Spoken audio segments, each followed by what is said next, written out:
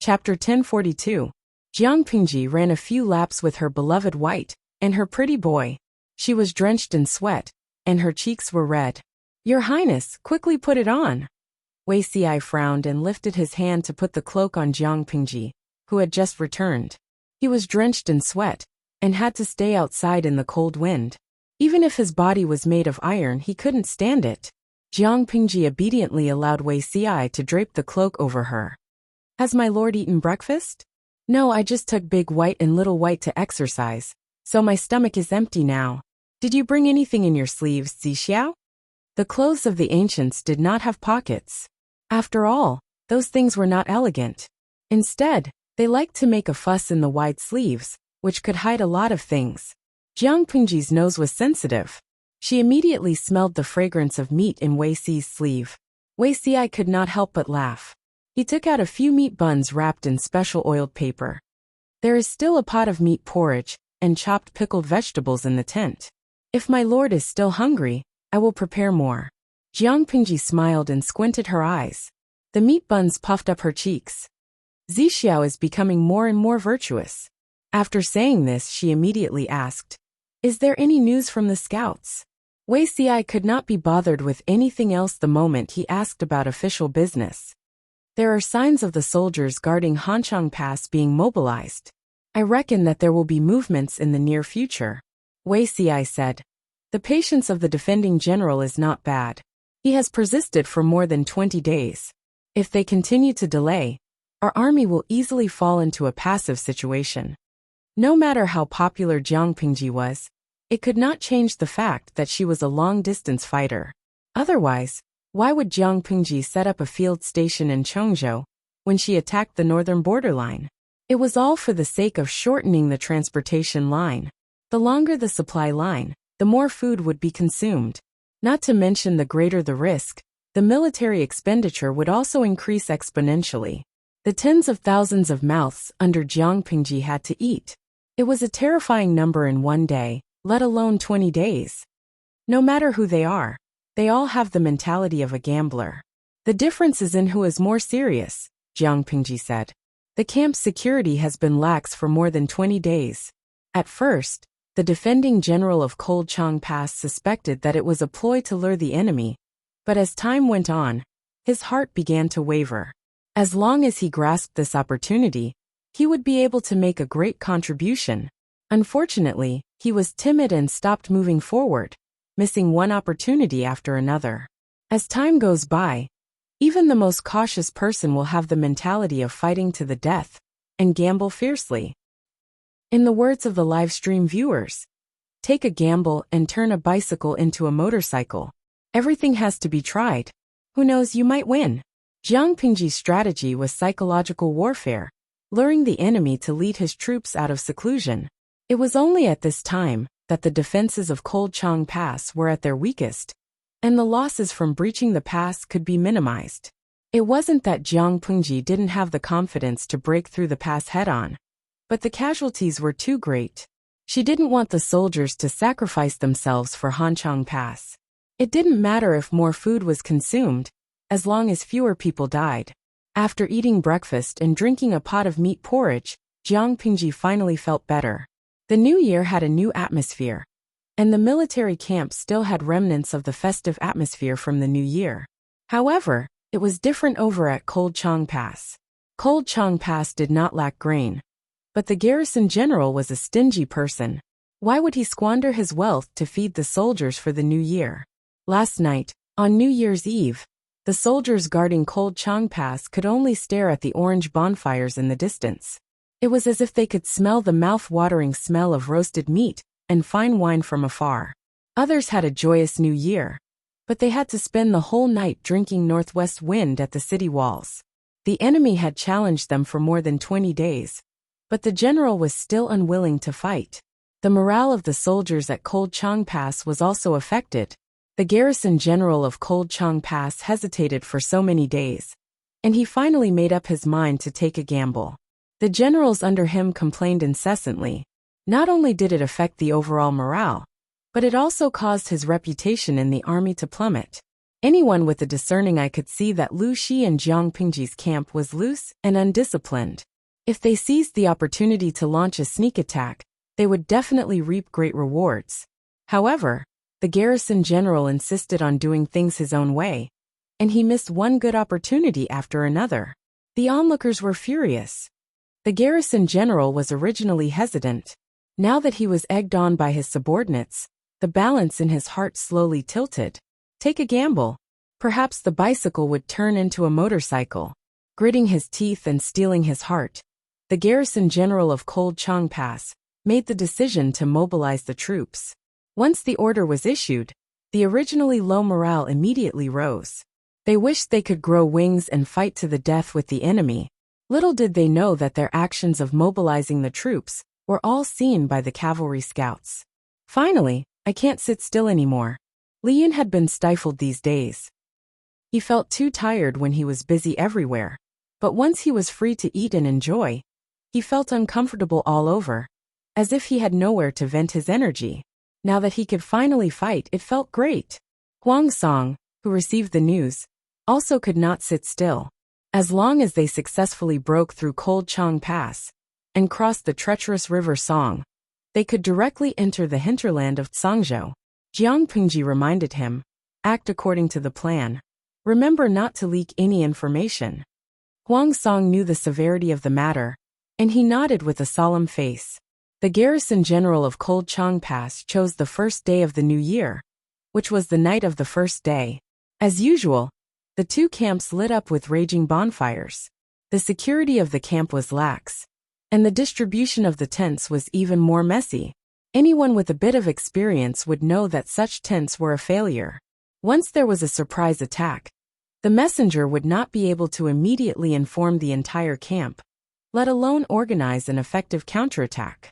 The garrison general of Cold Chang Pass was still a little uneasy, but when he saw the messy camp with his own eyes, he sneered coldly in his heart. If he had known that Lu Shi only had this little ability, why would he be so jittery for so long?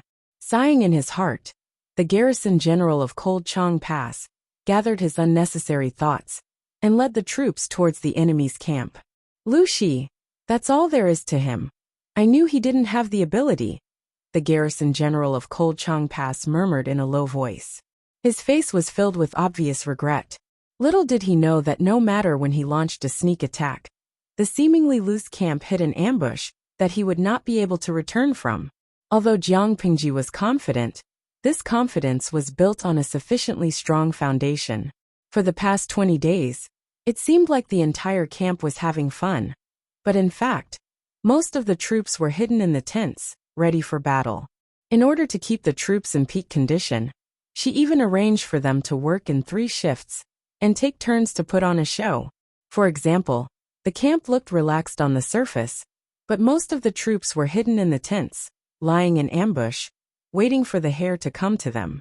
The garrison general of Cold Chang Pass led 5,000 troops to launch a sneak attack. Although it was said to be a sneak attack, they planned to leave after the battle. However, would the troops, who had been in drought for so long, let them retreat unscathed?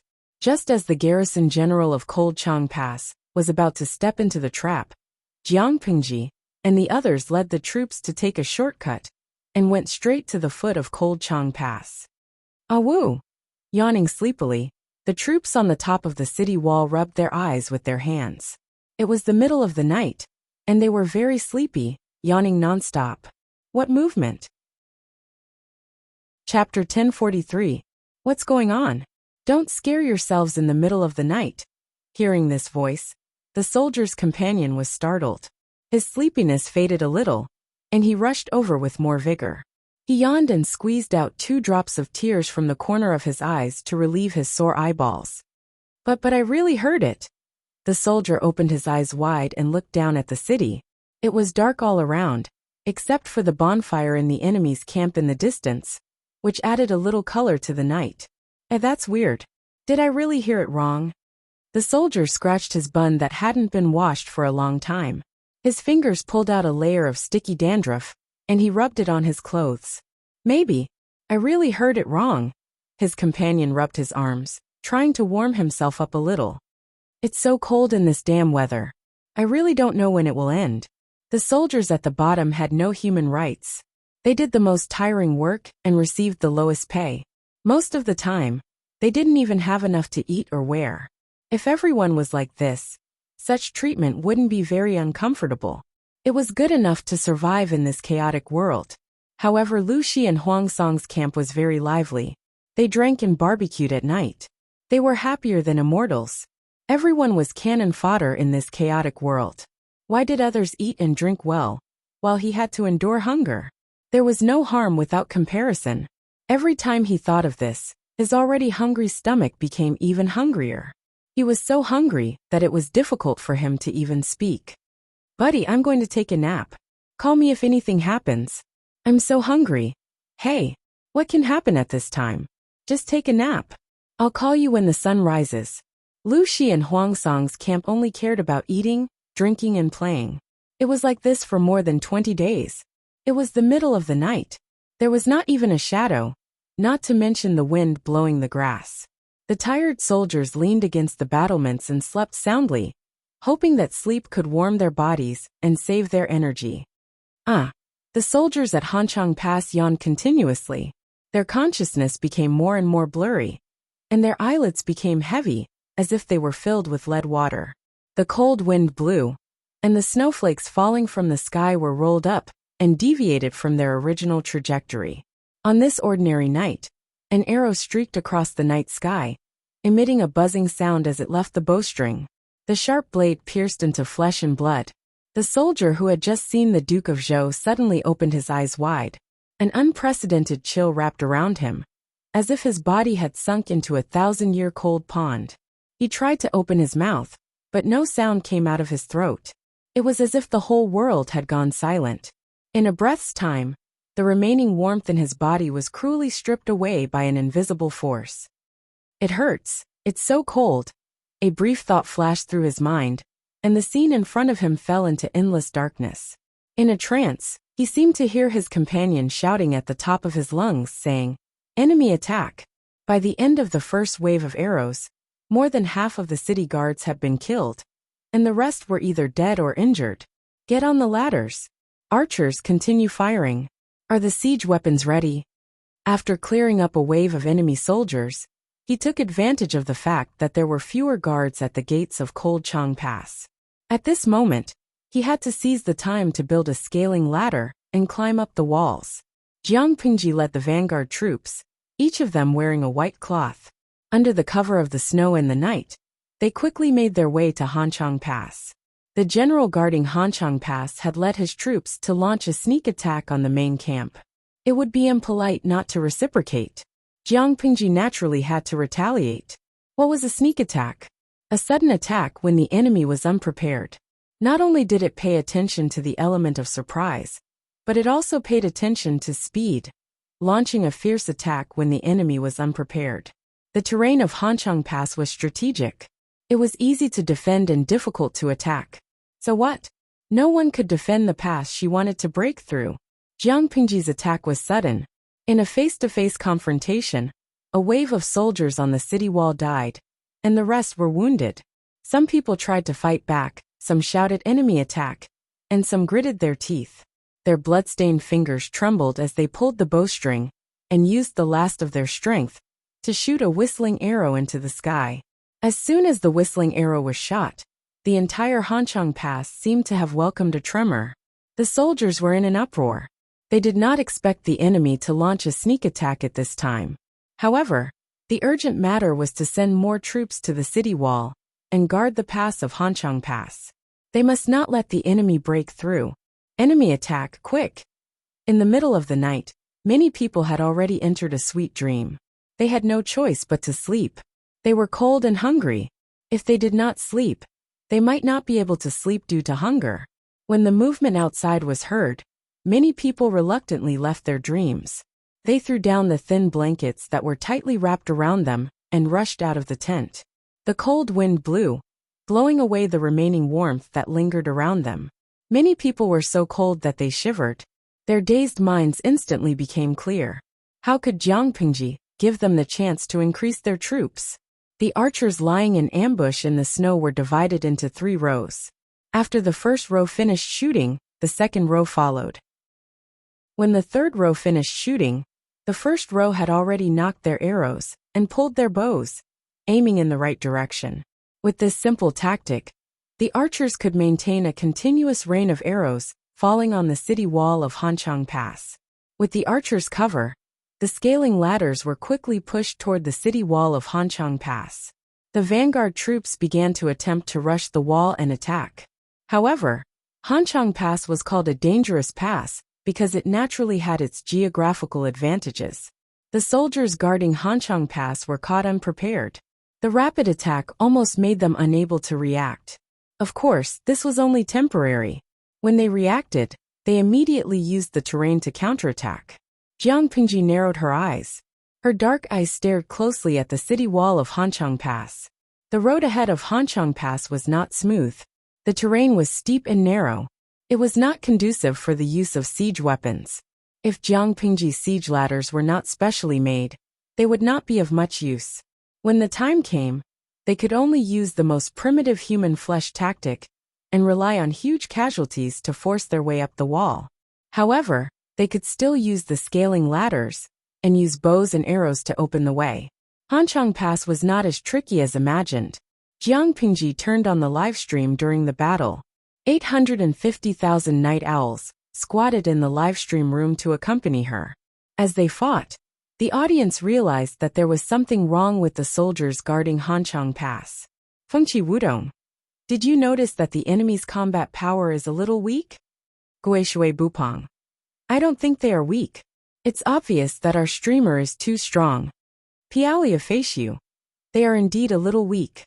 If this situation continues, the streamer will definitely break through the pass in at most an hour. I zoomed in and found that the soldiers guarding the pass were a little old. They did not look very energetic. It was as if there were no strong young men in the entire army. The careless audience only watched the killing on the battlefield. They watched in the middle of the night with their blood boiling and excitement. However, the attentive audience realized that the enemy's combat power was different from what they had imagined. They occupied a dangerous pass, but they were still brutally beaten by Jiang Pingji. They were puzzled, but Jiang Pingji was well aware of it. It was not that the combat power of the soldiers guarding Hanchang Pass was not high. It was clear that in order to succeed in the sneak attack, the general guarding the pass selected all the elites. According to the general's understanding of Hanchang Pass, even if the remaining soldiers were not as strong as the elites, they could still defend the pass by relying on the steep terrain. Chapter 1044. Jiang Pingji listened to the shouts and counted the time. She seemed to have thought of something, and her lips curled into a faint smile. Captain Meng's side is almost ready, right? Jiang Pingji brought 15,000 men, and Huang Song allocated 15,000 for the sneak attack on Hanchang Pass. Jiang Pingji led 1,000 elites and went ahead first. She consulted the guards on the walls of Hanchang Pass and tried to delay as much time as possible. The follow-up army followed closely, further pressuring Hanchang Pass. It was the first time the two armies had cooperated, so it was inevitable that there were areas where they did not cooperate properly. To avoid holding each other back, Huang Song generously handed over his command and let his army cooperate with Jiang Pingji's. Cheng Jing followed the army as a strategist and listened to Jiang Pingji's orders. He looked at the improved scaling ladders that Jiang Pingji's army took out and the cooperation of the archers. A strange look flashed across his dark eyes. Cheng Jing said, looking at the time, it should be about time. At the same time, the general guarding Hanchang Pass led his troops to attack the main camps of the two armies. However, when the soldiers heard the shouts, not only did they not go forward to fight, but they picked up their weapons and fled in all directions, leaving only two empty camps. The general guarding Hanchang Pass widened his eyes in shock. He angrily opened a few tents, but there was no one inside. We've been tricked. Watch out for an ambush. The general guarding Hanchang Pass's heart skipped a beat. He immediately ordered the army to turn around and return to support. He originally thought that the enemy would set up an ambush outside the empty camp and launch a sneak attack when he led his troops into the camp. who knew that even when the general guarding Hanchang Pass left the empty camp with his troops, the expected sneak attack still did not happen. Thinking of this, the general guarding Hanchang Pass felt a chill in his heart. An idea popped into his mind. Lu Shi and Huang Song used all their troops in an attempt to attack Hanchang Pass. Although Hanchang Pass was easy to defend and difficult to attack, the combined forces of the Huang and Lu families were huge. If they attacked without any regard for anything, Hanchang Pass could not be defended. Quickly return to support. If they returned to support now and the enemy had not conquered Hanchang Pass, then he could lead his troops to attack the rear and prevent the enemy from taking care of both the front and the rear. The general guarding Hanchang Pass hurriedly led his troops back to support. He only cared about arriving at the battlefield as soon as possible and did not care about concealing himself. When they came, they were very careful and hurried. When they left, they wished that their parents had given them more legs and a pair of wings. Because they were in a hurry, the army's formation became more and more disorganized. Less than a quarter of an hour's journey from Chang Pass, the defending general of Chang Pass could already see the smoke rising from the city walls, and he grew increasingly anxious.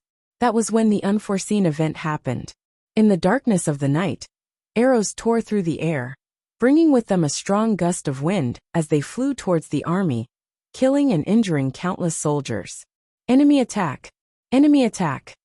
The commander of Evercold Pass charged at the very front. He was also the first to discover the ambush. Although he didn't die, his shoulder was shot by a stray arrow. The sharp arrowhead was embedded in his bone joint, and the pain made his eyeballs almost pop out of their sockets. Get into formation and face the enemy. He had never expected that the enemy would not set up an ambush in the empty camp, but instead set up an ambush on the road. If they set up an ambush in an empty camp, the general in charge of guarding Chang Pass would still be on tenterhooks. The army's formation would not be scattered, so a sneak attack would not be very effective. What about now? They were eager to return, and the army only cared about rushing back, so they didn't notice that the army's formation was in disarray. Meng Hun led his troops and set up an ambush along the way, intercepting and killing the returning reinforcements of Chang Pass. The two armies formed an alliance, and Meng Hun also had Huang Song's troops on his side. However, they did not hand over command, and instead fought on their own. Huang Song's family had many generals, and although this old general, Yuan Xian, was old, he fought bravely and fiercely. Other than him, the other generals of the Yuan clan also performed well, killing the enemy bravely. Meng Hun did not rush for quick success, and instead commanded the army to surround and kill the enemy. Meng Hun and Fu Wang's commanding styles were different. Fu Wang was a fierce wild wolf. Whether it was attacking or defending, he exuded a frightening ruthlessness. Meng Hun was different. He didn't care about merits and achievements, and pursued the greatest rewards with the least sacrifices. In other words, Fu Wang was a sharp blade, and Meng Hun was a thick shield. Yuan Xian's eyes were red from killing, and his body was covered in the enemy's blood. He couldn't even remember how many heads he had chopped off. Pa ya. Yuan Xian spat and yelled, using brute force to block the enemy's attacks, forcing them to retreat. He killed his way, and the ground on both sides was littered with corpses. Only when most of the enemies were killed did Yuan Xian resentfully stop. He hadn't killed enough. His eyes were red, and he reluctantly put away the weapon that had harvested countless heads. He glanced at Meng Hun from the corner of his eye, and he secretly spat on the ground, his eyes full of disdain. Why? Meng Hun had only killed a few people so far, and they were the heads that Meng Hun picked up after the enemy was defeated. His armor was clean. Did he look like a general who charged into the battlefield? TSK, you're not good at fighting, but you're good at commanding people with a glib tongue. Yuan Xian muttered and glanced at Meng Hun disdainfully. Meng Hun joined Jiang Pingji's camp, and he spent most of his time training the troops. Almost every batch of recruits had been tortured by him, so Meng Hun had a high prestige in Jiang Pingji's camp. However, because he didn't have any outstanding achievements, Meng Hun's reputation wasn't that great. Now that he was on the battlefield, he hadn't killed many people. His weapons were not stained with much blood, and his armor was clean. How was that appropriate? For a general, the enemy's heads and the scars on his body were the real merits. Yuan Xian didn't hide his dissatisfaction, and Nie Sun, who was ordered to supervise the troops, saw it. Captain Yuan, now that the two armies are cooperating, you can't. Before Nie Sun could finish, Yuan Xian looked straight ahead, bumped Nie Sun's shoulder, and walked away, refusing to listen to him. The two passed each other, and Yuan Xian said in a hoarse voice, "Humph, this is my business." "Humph, why do you care about this old man's business? Who is Lu Shi? Does he need you to flatter him like this?" In Yuan Xian's eyes, Meng Hun's performance was mediocre. It was a disgrace for Yuan Xian to let such a person hold the military power. Nie Sun didn't stand on the same side as him, but he even helped Meng Hun. It was unreasonable.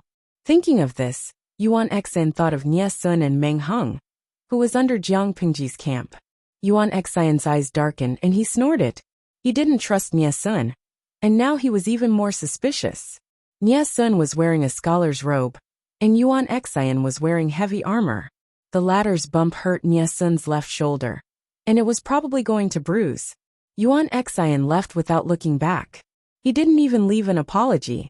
His attitude was terrible. Nie Sun's pretty face turned ugly for a moment. Yuan Xian used his seniority to flaunt his seniority in front of his lord, but he didn't even look at the situation of the battle. He was so stupid. For the sake of the big picture, he swallowed his anger and temporarily put this episode to the back of his mind. Meng Hun looked up at the sky and calculated the time in his heart. He led the troops to Hanchang Pass according to plan. Although the defending general of Hanchang Pass had taken away the elites, there were still about 20,000 soldiers left to guard the pass. Chapter 1045. It turned out that Meng Hun had underestimated his lord.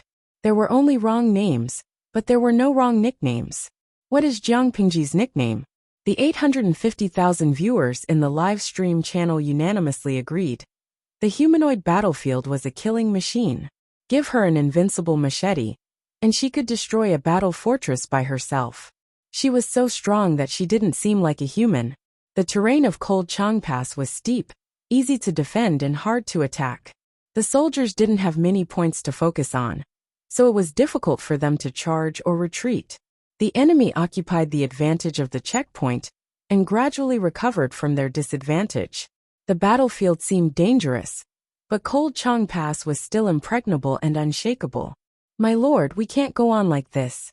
Although the troops used ladders to climb up the city walls, the walls are narrow, and it is not easy to get into formation. The walls of Cold Chang Pass were narrow, and there were too few places for the soldiers to stand. The number of soldiers that could scale the walls at the same time was not large. The enemy was different. They climbed the wall from behind the pass, and the terrain was more open. They could completely rely on their advantage in numbers to repel the people who climbed the wall. Looking at the corpses of their people falling from the city walls, not only did Feng Zhen's expression turn ugly, but Jiang Pingji's expression also turned gloomy. If it was an ordinary city, once the city walls were lost, the outcome of the battle would have been decided. However, there was naturally a reason why Changhan Pass was known as one of Tsang Prefecture's 3 natural barriers. If it were so easy to break through, the Ming family that occupied Sangzhou wouldn't have been able to stand firm for hundreds of years. Jiang Pingji decisively ordered, "Zishur, order the soldiers on the city wall to retreat." If they continued to waste time like this, their losses would only increase. It would be a meaningless sacrifice, and it was not worth it. Feng Zhen's expression changed drastically, and a look of struggle flashed across his eyes. But after a moment his eyes turned resolute. "This subject obeys." "No." Cheng Jing stopped Feng Zhen. He gritted his teeth and said, "If we retreat now, our morale will plummet and we won't be able to break through. As you can see, even though we've occupied the city walls, we still haven't shaken the enemy's defensive line. Why would I send my soldiers to their deaths by climbing the wall?" Jiang Pingji said coldly to Cheng Jing, "I'm going to take down Hanchang Pass today." Cheng Jing said coldly. Jiang Pingji was very decisive. Once she made up her mind, there was no turning back. She was indecisive. "I am the commander of the vanguard." Jiang Pingji's attitude was firm. She did not allow others to resist. The battlefield was ever-changing. If the order was delayed, even if it was only for a minute or a second, there would still be innocent soldiers paying with their lives. Jiang Pingji revealed her identity. Cheng Jing could only cup his hands and bow. With a heavy heart he chose to obey. Even though Jiang Pingji was not Cheng Jing's lord, as he had said, Jiang Pingji was the commander of the vanguard troops. On the battlefield, the commander-in-chief's orders were above everything else. Jiang Pingji ordered for the attack to be abandoned. The soldiers who had already climbed the wall could only retreat as they fought, giving up the victory that they had obtained with great difficulty. After years of training, the troops under Jiang Pingji's tent could be absolutely obedient, so it did not affect their morale much. In comparison, the performance of the soldiers sent by Huang Song was slightly inferior. Their originally high-spirited morale was greatly reduced, and their retreat was not as decisive. Jiang Pingji's side chose to retreat. The enemy troops guarding Hanchang Pass were so happy that their eyes were brimming with tears. Their loud cheers boosted their morale. Jiang Pingji gritted her teeth and asked Feng Zhen, as she listened to the tsunami of voices on the city walls. "Is the catapult ready?" Feng Zhen cupped his hands and answered, "It's ready." The catapult was huge, its target was obvious, and it was difficult to move. It was rarely used except during sieges, or when two armies confronted each other head-on. However, as a technological expert, how could Jiang Pingji not think of a way to solve this problem? The catapult that had first appeared in the Battle of Chang'an District had been improved several times. It could basically adapt to battles on various terrains. Most importantly, the catapult could be dismantled and moved. It was not complicated to build. Even though the terrain of Hanchang Pass was narrow and precipitous, as long as it was a relatively flat area, the catapult could be built and put to use. Since they could not climb the wall and seize the pass, they might as well dismantle the pass. When Jiang Pingji sent people to attack the city, she had instructed the rear to build catapults. Now they were in position. When we get the explosives, we'll blow up wherever we hit. Whatever natural defenses, we'll raze them all to the ground. Jiang Pingji secretly gritted her teeth. If not for the chaos on the battlefield, she really wanted to take her axes and tear down the two heavy bronze gates of Hanchang Pass. Cheng Jing also noticed the situation behind him. His expression suddenly darkened. The terrain of Hanchang Pass was steep. Heavy objects like the catapult could not be transported up at all. Thinking about this, he suddenly remembered the supply wagons behind the vanguard battalion. Could it be that the things in the supply wagons were not other than the parts of the catapult? Could it be that Lu Shi had the help of an elite disciple of the school of Mo to create such a marvelous design and manufacture? Cheng Jing guessed half of it correctly. Jiang Pingji did have disciples of Moism, but Zhang Ping was more proficient in civilian equipment. Xiao Guang focused on water conservancy.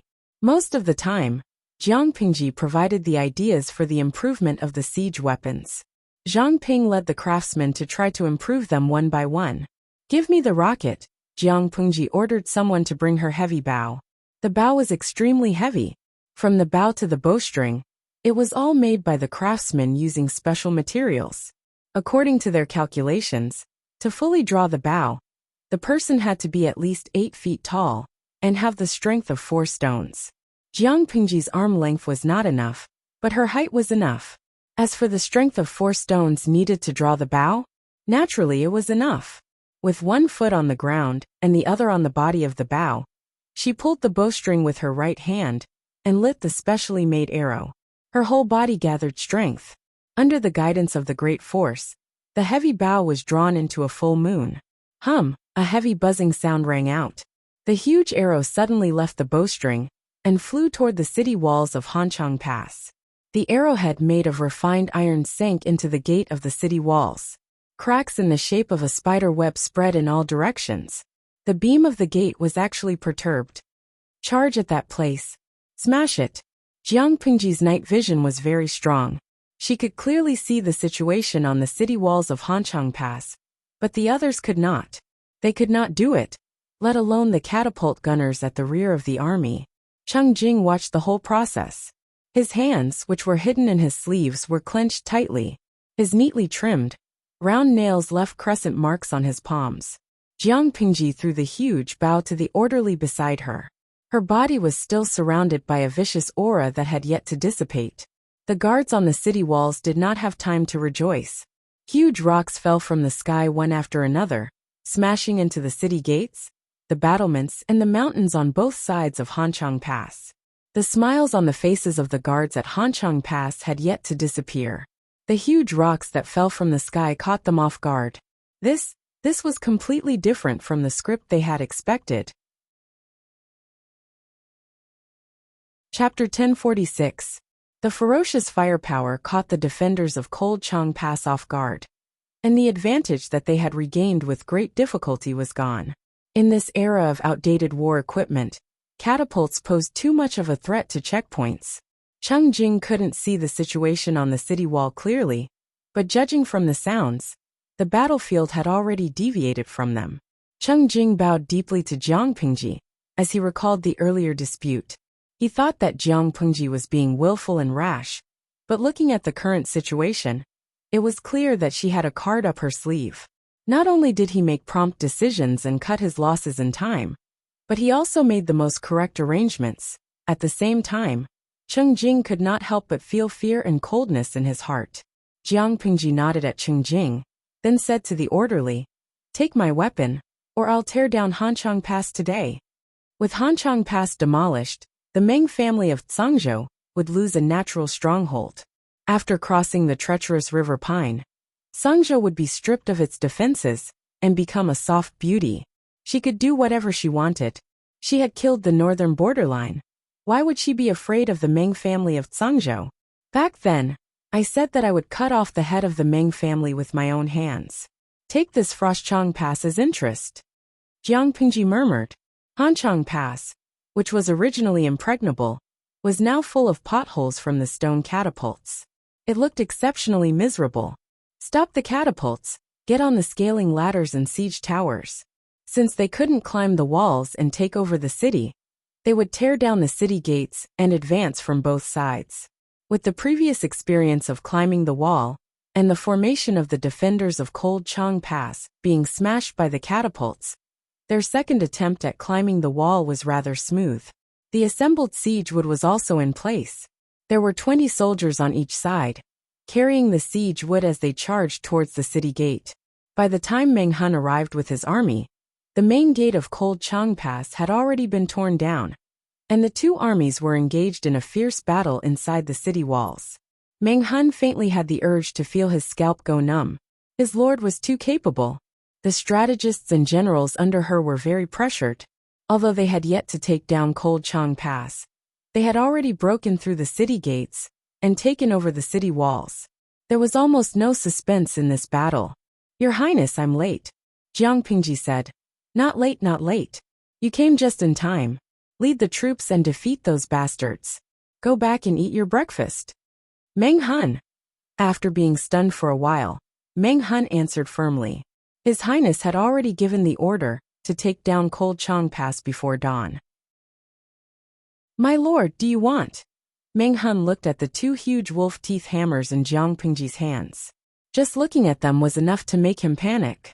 Jiang Pingji said, "When the army takes over the city in trance," she really wanted to have a fight, but the two armies were locked in a fierce battle at the entrance of the city. Jiang Pingji couldn't possibly squeeze her way in, could she? When the army charged into Cold Chang Pass and the battlefield opened up, she would stretch her muscles and bones. Meng Hun heaved a sigh of relief. He was really afraid that his lord wouldn't treat him as his lord, and would personally fight with his life on the line. Blades and swords had no eyes on the battlefield. If the lord dared to do this, the few masters would fight her to the death. Although Cold Chang Pass was a natural stronghold in Zhangzhou, with Meng Hun's reinforcements, the enemy gradually lost the battle line. When Jiang Pingji saw the situation, she howled and rushed into the enemy troops with two ferocious specially made wolf teeth hammers in her hands. One hammer could kill a person, two hammers could even overturn a house. The experienced viewers in the streaming room used the bullet screen to protect themselves. The dense bullet screen covered the bloody scene, Kixingsu. The streamer is getting more and more ferocious. One hammer hit from the top of a person's head to the ground cracked. Instead of sleeping in the middle of the night, you accompany the streamer in battle. You repay me with such a horrible and bloody scene? It scared me so much that the top of my skull flew off. Xiaohabuliao. I'm used to watching all kinds of horror movies, and I've been through hundreds of battles. I was so scared just now that my crispy potato chips dropped. Qingbei Xiaoer. Seeing this situation, I have a bold idea. If the streamer uses these 2 wolf teeth hammers to pound the noodles she makes should be very chewy, right? The meat that is hammered will definitely be finer than the meat that is cut by a machine. How Chui Xiang Yang. To the previous poster, your answer is 100. When can I be as excellent as you? I've already washed my hands. Can I touch your trophy now? I can't. The thought of the streamer using the hammer to pound human flesh makes my stomach violently uncomfortable. The dense bullet screen couldn't stop Jiang Pingji's performance. Every life that was taken away by her with the hammer was basically indistinguishable from its original species. All that was left was a mass of blood mixed with pieces of internal organs and bone residue. Jiang Pingji personally demonstrated the beauty of violence.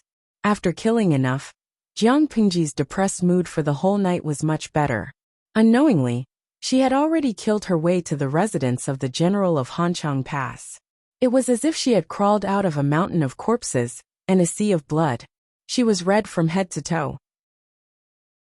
According to the military order, they couldn't hurt ordinary people or the families of innocent enemy soldiers. They could only arrest them and wait for a unified punishment. Jiang Pingji entered the general's residence. The building of the residence was luxurious, and there were countless servants. It was obvious that the owner was a person who enjoyed extravagant life. Not only that, but the servant girls who looked panicked and could not escape in time were mostly delicate and charming with a slim figure. Tie them up. If they do anything else that violates the military order, kill them without mercy. Jiang Pingji governed the army strictly. The soldiers didn't dare to go against the law. However, besides her soldiers, there were also Huangsongs. It was inevitable that they would do something outrageous. Her worry was not without reason. When Jiang Pingji barged into the inner courtyard, she saw a few soldiers forcing 2 servant girls with hideous smiles. This kind of situation was very common. Huangsong had always forbidden it, but it couldn't stop the chaos of war. There would always be villains who took advantage of the chaos to commit crimes. Even if they were discovered, the low-quality soldiers would drag their companions into the mire and shield each other. However, Jiang Pingji was someone who couldn't bear to have sand in her eyes. She didn't even blink. With a few hammers she took them away. Cheng Jing and Feng Zhen followed her. There were also a few personal guards surrounding her to prevent Jiang Pingji from being hurt by the chaotic troops. It turned out that Jiang Pingji was lucky enough not to hurt anyone. Looking at the corpses that had been smashed into minced meat, Cheng Jing's eyelids twitched. Jiang Pingji rested the handle of the Wolf Fang hammer on her shoulder with one hand, and said to Cheng Jing with a smile, "They're just a few scum who violated military discipline. Bogeo won't hold it against me. If he sees the behavior of these scum, he'll most likely have them punished according to military law." Cheng Jing looked expressionless, but in fact, his heart was in turmoil. Jiang Pingji tilted her head and glanced at the tightly shut door of the inner courtyard. Behind the door came the sound of women sobbing. There was more than one person. She lifted her foot and kicked the door open. Indeed, there were more than 10 women and young children hiding in the courtyard. "Take them away." The soldiers went forward and grabbed the women. They were crying nonstop, as if they were mourning for their future. Only one person was an exception. "Wait." A woman dressed in plain clothes with her hair tied up in a woman's bun walked through the crowd. She walked forward with her head held high and chest puffed out. "You are?" Jiang Pingji narrowed her eyes. The woman's face was somewhat familiar. Chapter 1047. Jiang Pingji looked at the woman calmly without a word, as if she was thinking about something. When Feng Zhen, who was standing to the side, saw the woman's appearance, his originally dull eyes brightened in an instant. Admiration flashed in his eyes. Don't be fooled by Feng Zhen's wanton love of freedom. In some ways, this prodigal Feng was a devoted person. How many beauties were there in the world? Those who outshone the moon and put flowers to shame, and those who were thin and fat were too numerous to count. Among the 3,000 beauties, Feng Zhen only loved the older sister. If she wasn't a mature older sister, no matter how beautiful she was, she would be bland and uninteresting in his eyes. The plain-clothed woman in front of him happened to be Feng Zhen's favorite type. Her face was like a goose egg and her skin was creamy. She had a pair of phoenix eyes, long and narrow, curved inward and outward. Her black eyebrows were like willow leaves in February. She had bright eyes and a slender figure. Her waist was like a willow. Even though she wore plain-colored clothes, it couldn't hide her maturity. According to Feng Zhen's standards, he would give this woman a high score of over 90. Although beauty was good, one didn't have to take it for oneself. Feng Zhen's attitude was still one of appreciation. Seeing that his lord didn't speak, Feng Zhen smiled and said, "Is what you said true?"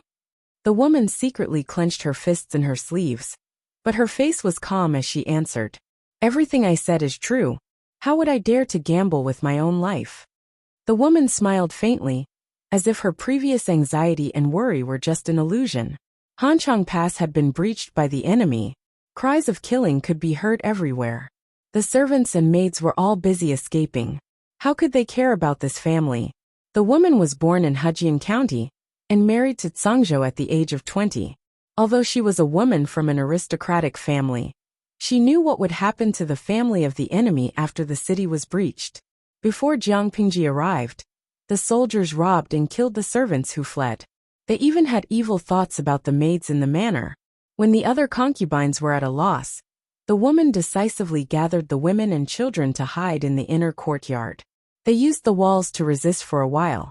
While hiding in the inner courtyard, she heard the sound of several maids being captured by the enemy.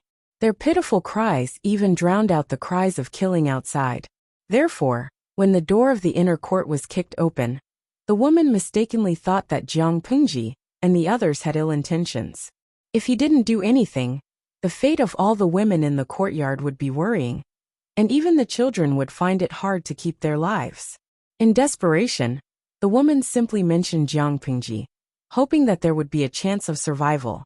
She really knew Jiang Pingji. They had some contact when they were young. It was not a lie to say that she was an old friend. Feng Zhen glanced at the woman, then turned to look at his lord. She was staring at him with her black and white eyes. "This is interesting. My master is right in front of you. If you really are an old friend of my master, why didn't you recognize him?" He looked at the woman with a faint smile. She quickly understood Feng Zhen's meaning, and her already pale face instantly lost all color. "Lulushi." The woman turned her gaze and looked at Jiang Pingji, who was in the middle. Her words were filled with disbelief. She really didn't expect Jiang Pingji to be in front of her. Feng Zhen was just about to smile when his lord nodded at the woman. "Yeah, long time no see." Feng Zhen. No. The woman in front of him was really an old friend of his lord? Feng Zhen was dumbfounded. The audience was also dumbfounded. They didn't have Jiang Pingji's abnormal memory.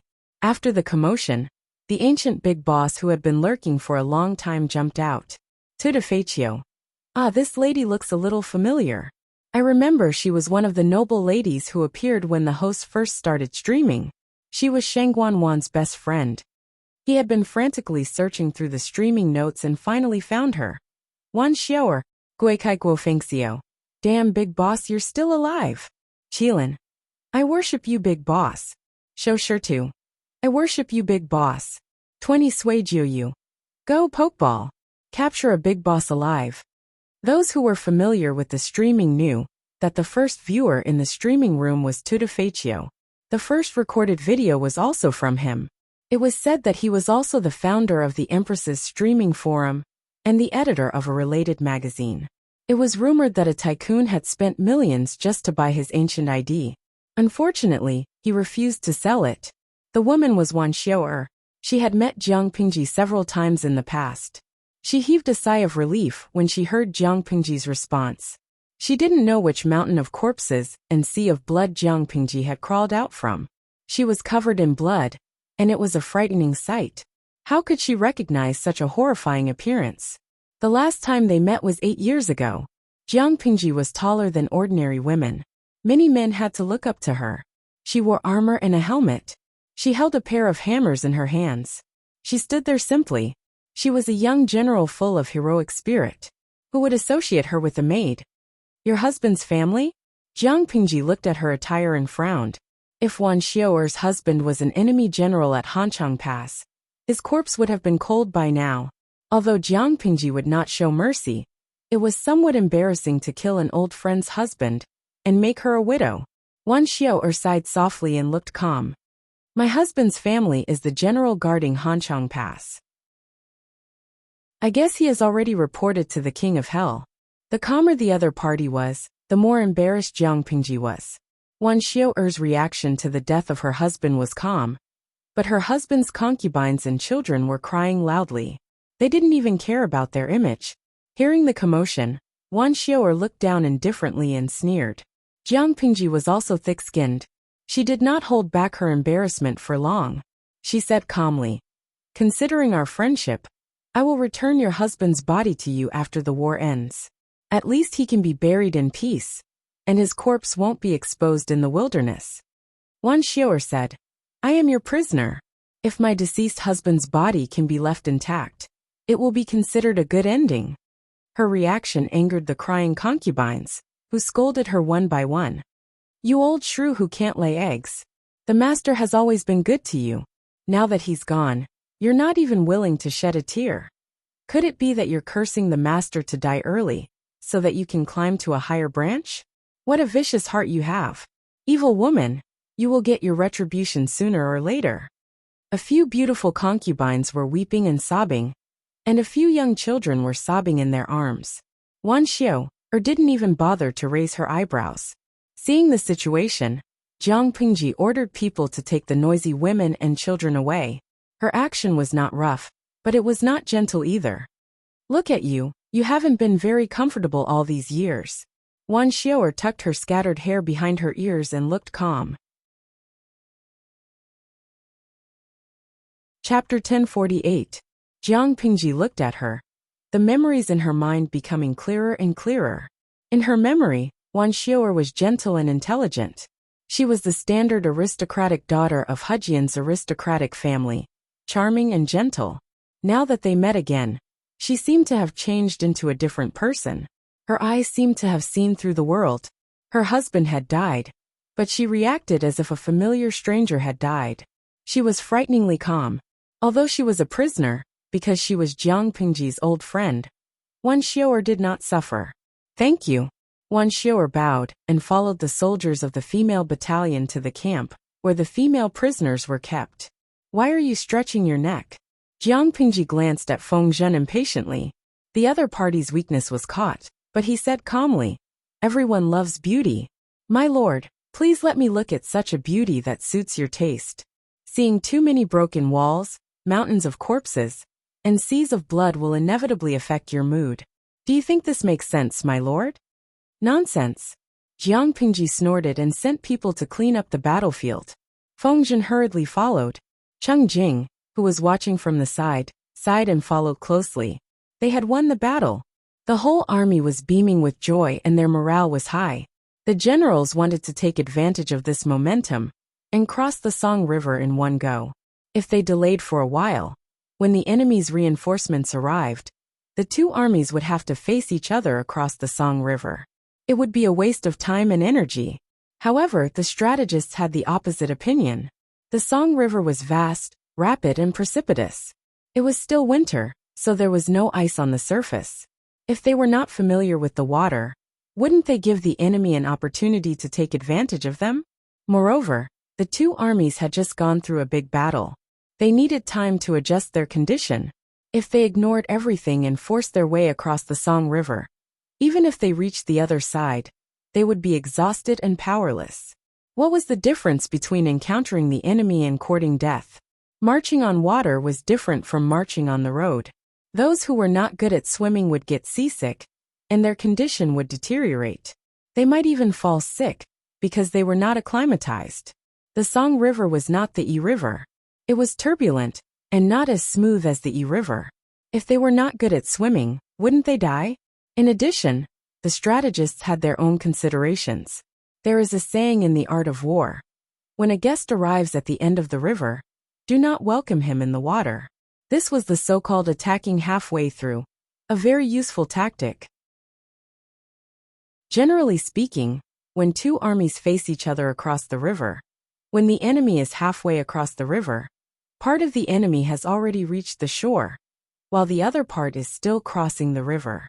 At this time, the front and the tail are not connected, and the formation is in chaos.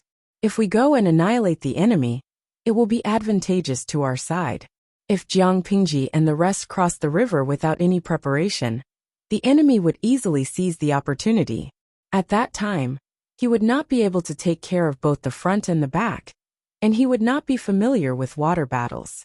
He would definitely die.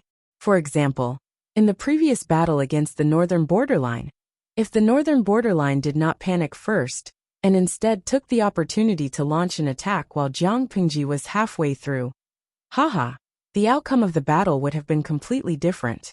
Unfortunately, the northern borderline was one step behind. They revealed a flaw first, and were defeated by Jiang Pingji. Jiang Pingji and Huang Song considered the opinions of the strategists. They simply set up camp near the Song River. The army rested for a few days before making any further plans. In this great victory, Huang Song rejected the suggestion of splitting the loot 50-50. He took the initiative to take 40% of the spoils of war, while Jiang Pingji took 60%. The generals under Huang Song's command were very unhappy with this decision, but they had to admit that Jiang Pingji's side had contributed the most in this breakthrough. She had contributed the most, so naturally she had the right to take the biggest share.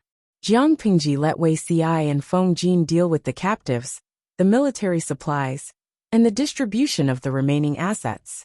Wei Xiai and Feng Jin had just left when Feng Zhen called out to them from behind. He stopped in his tracks and turned to look at Feng Zhen, inquiring with his eyes. They were busy now, so they did not have time to play with Feng Zhen. I heard that the Lord entrusted the two of you with an important task. Zhen, I have a presumptuous request. It was rare for Feng Zhen to be so serious. He spoke in a genteel manner, even using the term Zhen. What is it? Feng Jin asked aloud. Because of his personality, Feng Jin did not like Feng Zhen very much. Unfortunately, his lord was also an unrestrained and wonderful person, so Feng Jin could only try to get along with people like Feng Zhen. After working together for a long time, he slowly felt that Feng Zhen's bad habits were not unbearable. Feng Zhen looked at Feng Jin, then at Wei Xiai, his expression hesitant. He wanted to pull one of them over to have a private conversation, but doing so would definitely offend the other person. In that case, he might as well go all out. In this battle, there was someone among the female captives. You know. Feng Zhen smiled and raised his eyebrows. The expressions of the two people in front of him darkened. They didn't know. Seeing this, Feng Zhen hurriedly used Jiang Pingji as a shield and said righteously, "Don't misunderstand. That woman is an old friend of the Lord." But the Lord was too busy, and seemed to have forgotten about this. She was really worried that the female captives would be taken away by Huang Song and his group. Feng Jin and Wei Xiai were speechless. As if they would believe you. In the end, it was Wei Xiai who gave them face. Who is that woman? No matter how frivolous Feng Zhen was, he was still a good friend. She and the Lord are both from Hejian County. She seems to be the widow of the defending general of Hanchang Pass. After asking around, her name is Wan Xiu'er. Wan Xiu'er? Wei Xi's eyes widened slightly, and he stared at Feng Zhen for a long time.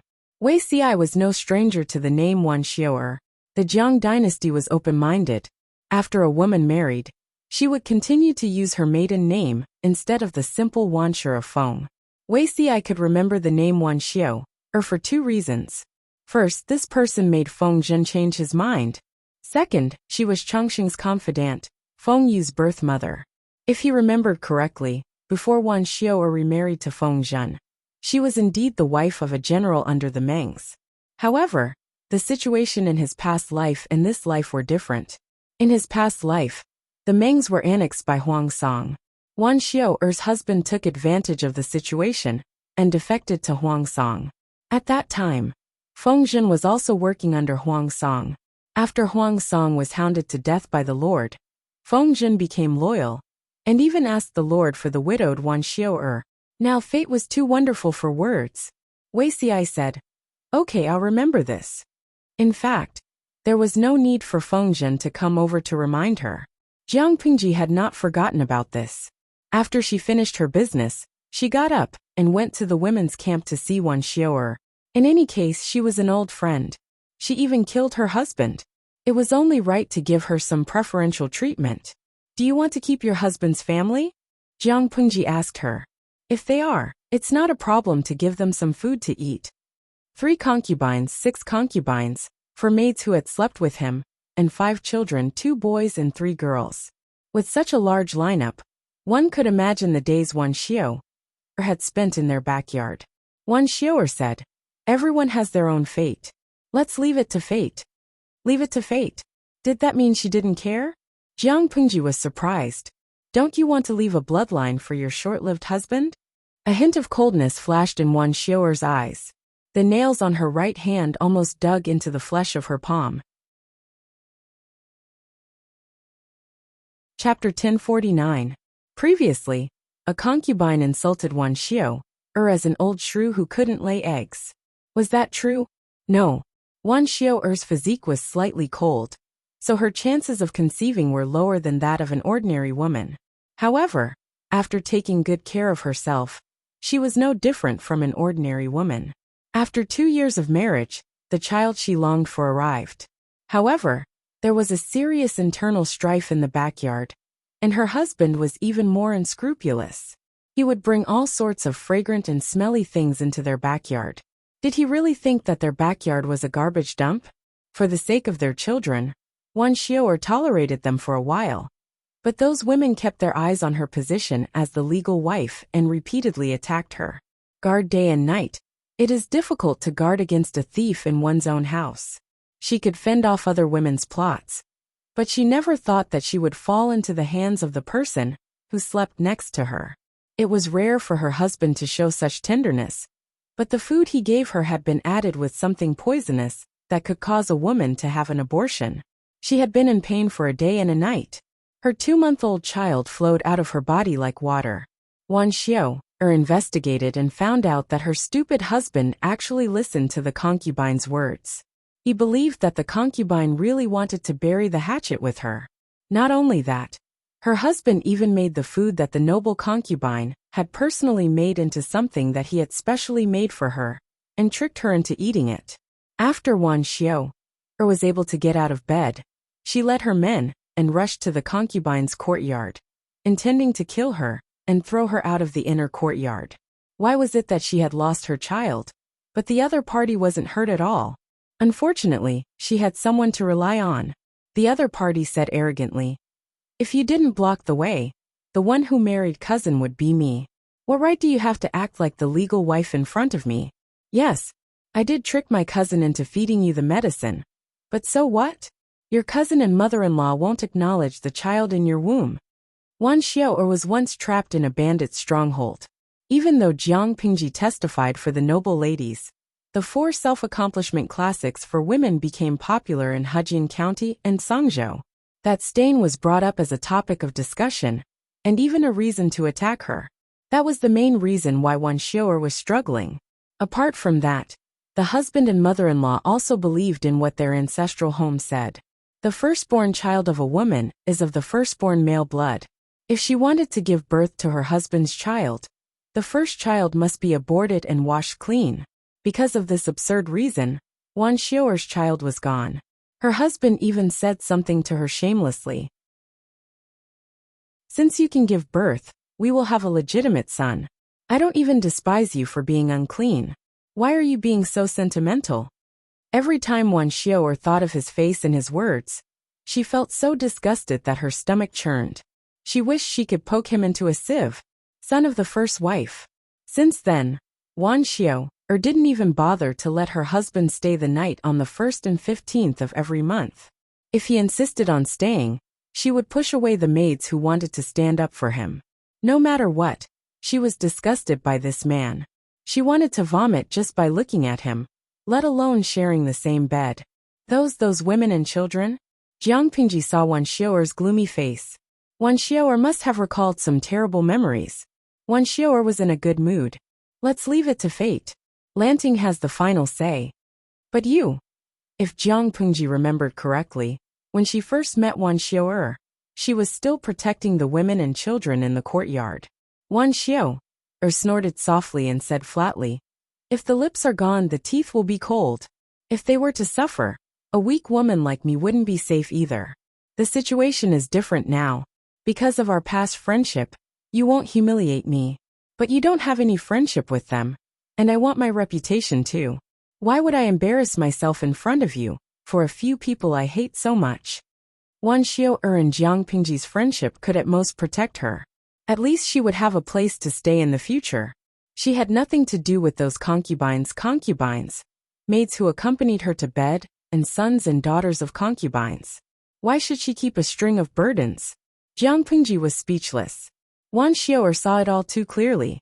Life in the past wasn't going your way, but it will always be good in the future.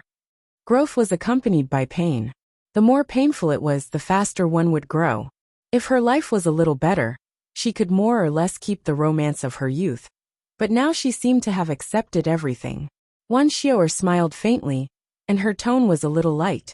"It's good that we can survive in this chaotic world. I only ask that you bestow me with some kindness and shelter me." Jiang Pingji hadn't seen her old friend for a long time. Wan Xiao'er's temperament was to her liking, so they started chatting. The topic still revolved around the past and old friends. Wan Xiao'er said, "Except for you and Jing Xian, almost none of the people who fell into the bandits' village had a good ending. The former was a lord who dominated a region and killed Wan Xiao'er's husband. He could be considered half a benefactor. The latter married into the Feng family of Shangyang. Although she wasn't a member of the royal family, it was said that Feng Jin hadn't taken a concubine for many years after his marriage. He loved his wife and was clean. For women, marrying someone was like marrying Feng Huayu." Jiang Pingji said, "I don't know about others, but Waner is okay." "Wana?" Wan Xiao'er murmured, and Shang Guanwan's face appeared in her mind. "I married early, and I vaguely heard that Waner married a short-lived ghost who died early and became a widow. Later, she was stolen away. Is this kind of ending considered good? So that's how they explain Waner's disappearance." Jiang Pingji was surprised. She smiled and explained, "Waner wasn't stolen. She followed my subordinate and traveled thousands of miles to Xiangyang district to find me. Now she's married to Han Mei and has a daughter. Han Mei, my vanguard captain. His surname is Li and his given name is Yun. His courtesy name is Han Mei." After listening, Wan Xiao'er let out a long sigh. There was a hint of envy in her voice. She has good luck. Speaking of envy, it was the person in front of her that made her the most envious. He was a lord who dominated a region. If Jiang Pingji hadn't set a precedent, Wan Xiao'er wouldn't have thought that a woman could do this. Not long after, Jiang Pingji found out about Feng Zhen's favoritism from Wei Xi. "Tsk, beauty is above his head." Wei Xi laughed. "If this beauty can make Zisher change his mind, it's not a bad thing." "Change his mind? Him?" Jiang Pingji looked disgusted. "He'd better not harm others. Make Longzi change his mind?" The difficulty was comparable to the foolish old man moving a mountain. Wei Xi laughed. If he didn't have the memory of his past life, he would also despise Feng Zhen. "Right, has the matter of the captives been resolved?" Wei Xi said. "We're discussing it." Although it was 60%, quantity didn't mean quality. They had to discuss it slowly. If they got a bunch of old, weak, sick, and disabled people, they might as well not have anything. Jiang Pingji said, "Wan Xiao'er's deceased husband's wives, concubines, sons and daughters can all be pushed to Bogeo." Wei Xi frowned. "If we do that, Jiang Pingji didn't have a brothel here. She wouldn't allow such a thing to happen. But it was different on Huang Song's side. If the concubines were assigned there, the lucky ones would be taken in as concubines by some low-ranking general. The unlucky ones might become camp prostitutes. Chapter 1050. Wei Xi laughed. Although she was kind, she wasn't a good person. Only his lord could say such honest words. How does my lord plan to settle the captives? Although the captives hadn't been distributed yet, they had to plan ahead. If it was an ordinary army, the soldiers captured in the middle of a battle would be thrown to the front as cannon fodder. This seemed cruel, but it had its benefits. Firstly, it could increase the number of soldiers and intimidate the enemy. Secondly, it could use proper methods to get rid of the weeds. Thirdly, it could reduce the number of people to feed the army and save on food expenses. Finally, it could use them as a shield. It was really making the best use of everything. Captives were different from the army. They had different qualities.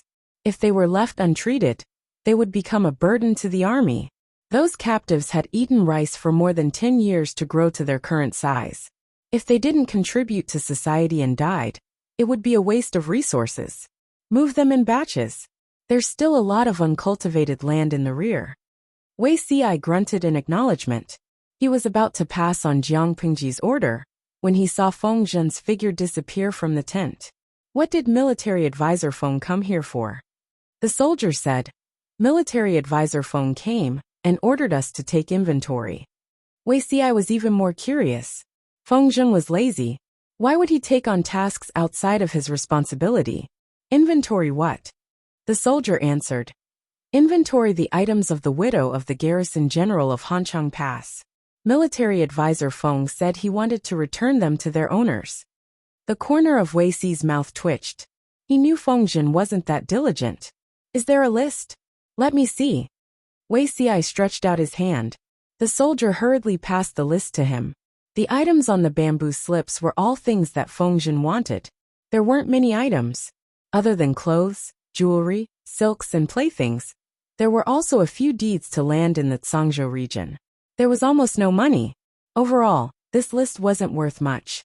With Feng Zhen's current status, no one would say anything if he secretly kept these items. However, this kind of behavior was not a big deal, but it was also a stain on his reputation. Wei Xi frowned. He opened the bamboo scroll, and a piece of paper fell out. What's this? The soldier said. It's a note from Counselor Feng. He said that if the items on the list are exchanged for money, he will fill in the gaps. The corners of Wei Xi's mouth twitched. He had wronged the prodigal son. Although the prodigal son was frivolous, he was also cautious and careful. How could he easily give others a handle on him? What time is it now? Why don't you look at the occasion when you're chasing after a beauty?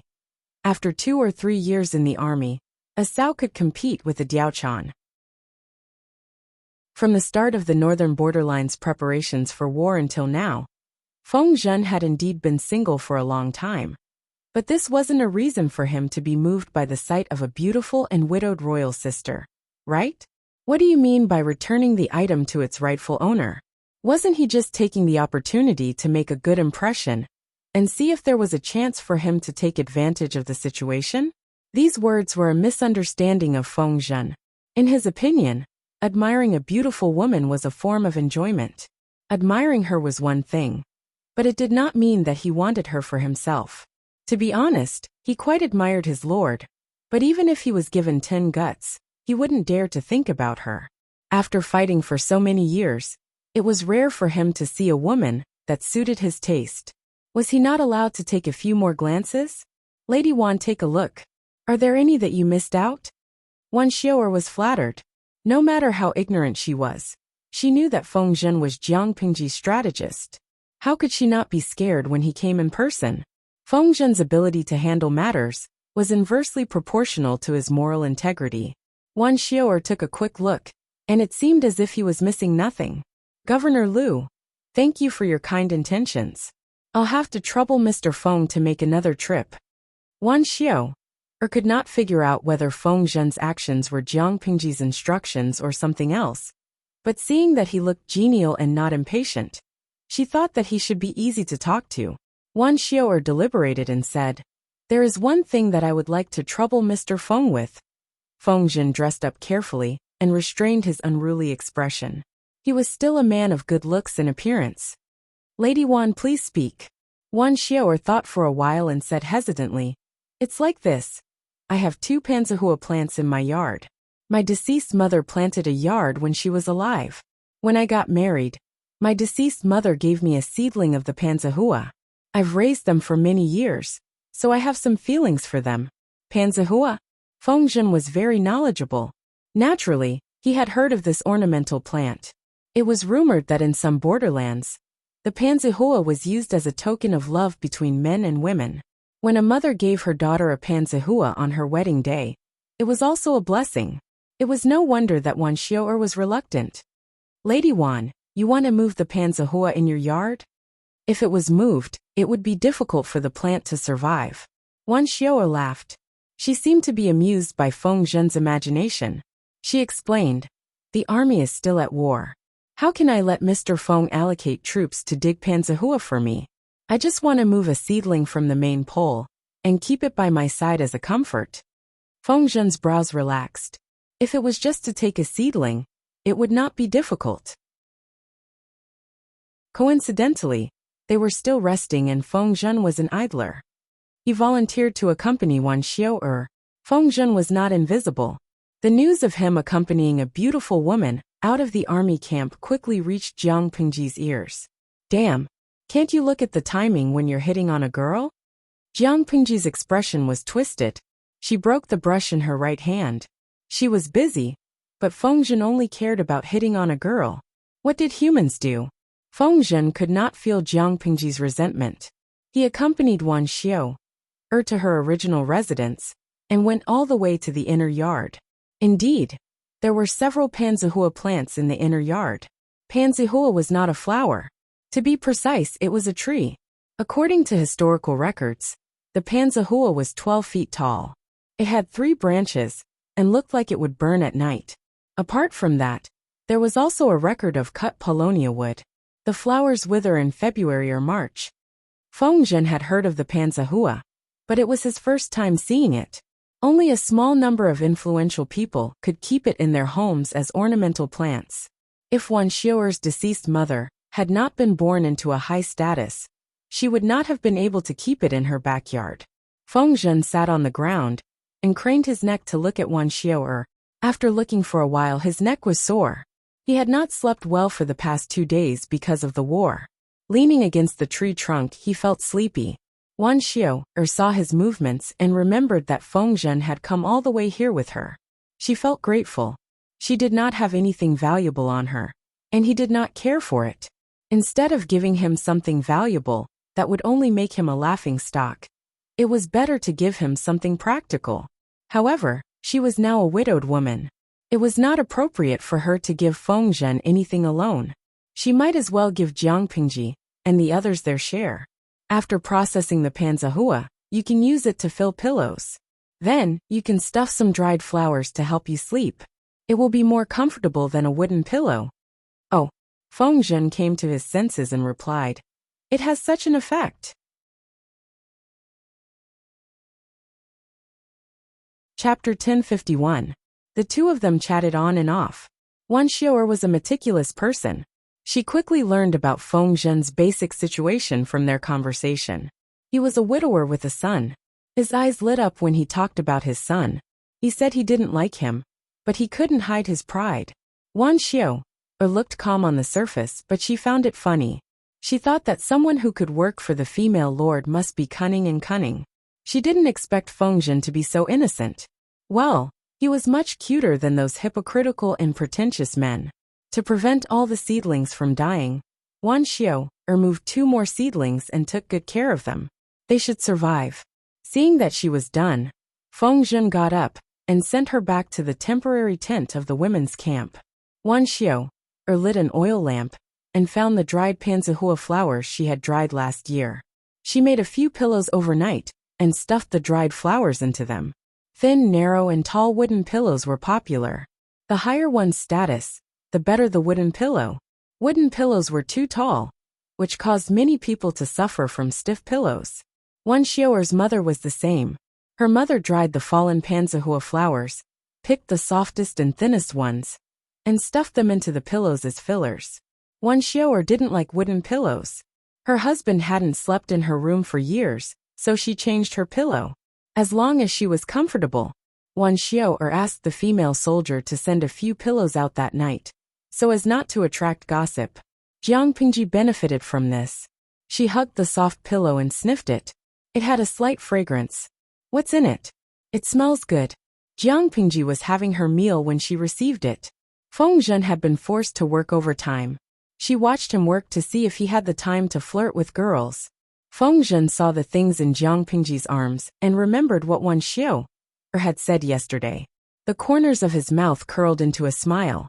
If nothing went wrong, he would see the same gift when he returned to the tent after finishing his task. Thinking about this, he felt that it was a pity. Alas, the one and only gift was shared and enjoyed by others. It was others who benefited from him. But it seemed like he benefited from the Lord. In the name of thanking Jiang Pingji, Wan Xiao gave Jiang Pingji and the strategists and generals whom Jiang Pingji valued highly. It should be panzahua, Feng Zhen replied. Panzahua? Using dried flowers as the pillow core, she's really thoughtful. Jiang Pingji didn't know what it was, but she thought the name sounded nice. Pinching the soft pillow, Jiang Pingji planned to try it at night. Xiao is really clever. This pillow can be changed. Jiang Pingji noticed that there was a rope on one side of the pillow. She pulled it open and realized that the two sides were not sewn together with a needle and thread. Instead, they were tied tightly with a long rope, but there were no gaps. Jiang Pingji untied the rope and took out the thing inside. She lowered her head and did not notice the huge change in the bullet screen in the live streaming room. Zuowanyan, you scared me to death. When I first heard of Panzahua, I thought a city was stuffed into my pillow. I am Susu. How embarrassing. I misunderstood too. Jumpo. Xiaodosak. I remember Panzahua is another name for the ancient kapok tree, right? Kapok tree. Most of the audience was still confused, wondering what kind of flower Panzahua was. But some of them had already figured it out. This thing is a kapok tree. I don't like to eat apple. I've seen it before. I remember that kapok was an ornamental plant in ancient times. It was only later processed and used. Glutinous rice ball soldier. Wow, does this mean that the streamer can grow cotton now? The productivity of ancient society was low, and the people had to worry about food, clothing, housing, and transportation for their entire lives. In terms of food, Jiang Pingji had already started researching sweet potatoes and sweet potatoes. These two things had a large yield and could feed many people. If she used high-yield cotton to solve the problem of clothing, when Jiang Pingji conquered the whole world, the prosperous dynasty would be just around the corner. The audience was excited, but there were also some top students who poured cold water on them. Lao Siji Lianmeng. Cotton is the seed fiber of cotton plants in the mallow family. The cotton we often talk about should be fine wool cotton. It has high yield and good fiber quality. The kapok tree belongs to the kapok family. Its stamens can be used as raw material for fabrics. The kapok tree itself can also be used to make paper. Although the cotton wool of kapok can also be made into cotton-padded clothes. In terms of garment making and production, it is definitely not as good as the cotton we are familiar with. The flowers of the kapok tree are not equivalent to cotton. With the old driver's explanation, the enthusiasm of the audience was greatly dampened. However, when Jiang Pingji took out the stuffing inside, their enthusiasm soared again. There was kapok cotton wool in it, but there was also white cotton. Jiang Pingji picked up a ball and squeezed it. It felt good. In her era, real pure cotton clothes could only be worn by the rich. However, pure cotton clothes had all kinds of problems. As a soldier, Jiang Pingji could only wear it once or twice when she was on vacation. Normally, she wore the special military uniform. The military uniform was made from a certain extremely tough plant fiber in the galaxy. It was more comfortable to the touch than cotton, but it was difficult for a normal knife to cut it. Therefore, she did not know what cotton was called in ancient times, but she knew what this ball of stuff was used for. In her excitement, Jiang Pingji smashed the table in front of her. The sudden loud noise scared Feng Zhen so much that he could not even hold the brush steadily. He actually drew a long line of ink on the rice paper. What was she doing? Feng Zhen raised his head to look at his lord. Selfishly, He thought that the utensils his lord used should be made of copper or iron. Otherwise, changing them every few days was too wasteful. My lord, Feng Zhen asked weakly. Jiang Pingji suddenly stood up and said, You continue, I'll leave first. She patted her butt and left without a word. Feng Zhen. Now that his lord was not around, could he sneak around and do something?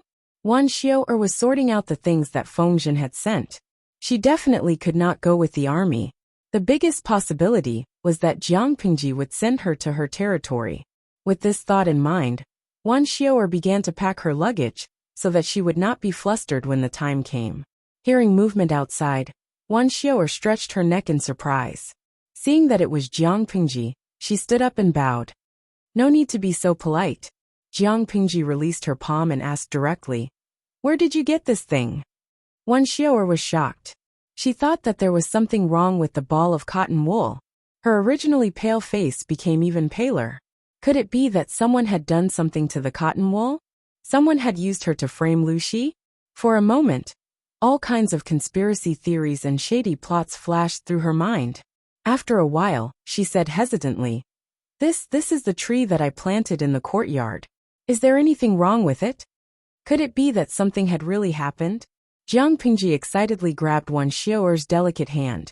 She asked excitedly, How many more? Where are the trees? Wan Xiao'er was confused, but she breathed a sigh of relief. Judging from Jiang Pingji's expression, it shouldn't be anything bad. She could rest assured. There are 3 of these trees in the courtyard. There are also 7 normal pongji flowers. Wan Xiao'er did not know the name of the tree that grew the cotton wool, but it was mixed with the pongji flowers as part of the dowry. It should also be a type of pongji flower. At most, it looked a little strange. Chapter 1052. Take me to have a look. Jiang Pingji's eyes shone as she requested. Although it was a request, Wan Xiao'er had no room to refuse. Wan Xiao'er said, The mansion is some distance away from the camp. Don't you want to send someone to prepare a carriage and guards first? You're the lord of a region. If you're alone, there might be an accident. They're still planted in the inner courtyard of the previous mansion. They can't run away. Jiang Pingji did not listen to these words. She pulled Wan Xiao'er out of the military tent and said to the orderly who was waiting outside, Prepare the horse. She was a swift and decisive person. The cotton was an important matter related to the people's livelihood. She did not want to wait for a moment. She was too rough during the war. She did not know if she disturbed the few cotton plants. The orderly pulled White over. Jiang Pingji leaped onto the horse's back and extended her hand to Wan Xiao'er. Wan Xiao'er subconsciously extended her hand. She only felt Jiang Pingji lift her up the horse with force. Surprise! Before Wan Xiao'er could react, Jiang Pingji had already galloped out of the camp. A few orderly behind her mounted the horse and followed her. However, their lord's mount was too powerful. White had not unleashed its full power for a long time. It could not stop once it started galloping. When the few orderly and guards arrived at the destination, trembling with fear, Jiang Pingji had been looking at the few cotton plants for a long time. Wan Xiao'er was still in a state of shock. Her clothes were disheveled. Her hair was scattered on her shoulders. The pearls and jades that were used to hold her in place were gone. Looking at her, they thought that their lord had pinned them to the ground. Why are you so late? The panting soldier was dumbfounded and subconsciously asked for forgiveness. Jiang Pingji said, Forget it. Go get a shovel and dig up all these trees. Remember not to damage the roots. Oh. Everyone was stunned for a moment before they reacted. They all went to find shovels. Be careful. When you dig them out, the roots must be wrapped in soil. Jiang Pingji commanded the whole time. The soldiers were trembling with fear, as if they were walking on thin ice. It was not that they were timid. Anyone who had seen Jiang Pingji kill enemies on the battlefield would be afraid of her. They were busy until sunset. The few trees were carefully moved out. To make it easier to move, they even found an extra-large pottery tank. Jiang Pingji drilled a few holes at the bottom of a few ceramic jars, for easy watering in the future. The cotton was not tall. The 3 stalks were only 4 to 5 feet tall. The panzahua was slightly taller, but it was only a little more than 10 feet. Jiang Pingji heaved a sigh of relief when she saw that they had been moved out safely. Wan Xiaoer's curiosity was piqued. She knew that Jiang Pingji was a person who would do great things. If the thing was useless, Jiang Pingji would not be so nervous. Is there anything unusual about this object? Wan Xiaoer had been planting them for a few years. Apart from the unique pattern, the dried flowers could be used to fill pillows and mattresses, but there seemed to be no other use for them. Because of the cotton and the kapok tree, Jiang Pingji's impression of Wan Xiaoer went up another level. She said bluntly, "Of course there is. It can protect all the people in the world from the cold." Wan Xiaoer blinked her eyes. Of course, she would not doubt Jiang Pingji's words, but these ornamental plants, were they really that powerful?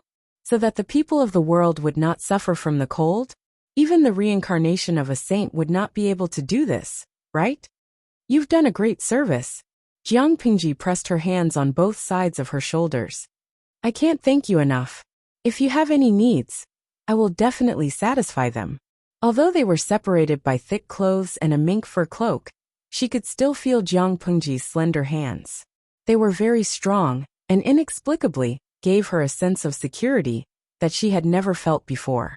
Wan Xiaoer would not have believed such an ordinary promise in the past, but the person who said it was Jiang Pingji, so she believed it. I can't accept such a promise. A gentleman's promise is worth the 5 mountains, Jiang Pingji emphasized. She did not say it casually. Wan Xiaoer's face suddenly turned red. She rolled her eyes at Jiang Pingji and said in an annoyed tone, so many years have passed, but your glib tongue has not deteriorated. You said that to Jingxian back then, and now it's me. Who else do you want to say that to in the future?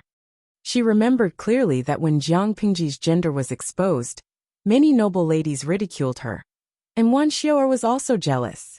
She never thought that Jiang Pingji would use the same words to coax Wei Jingxian. Really, can't you change it? Jiang Pingji. Wan Xiaoer chuckled. Fine. I believe you. I don't ask for much. Just give me a place to stay.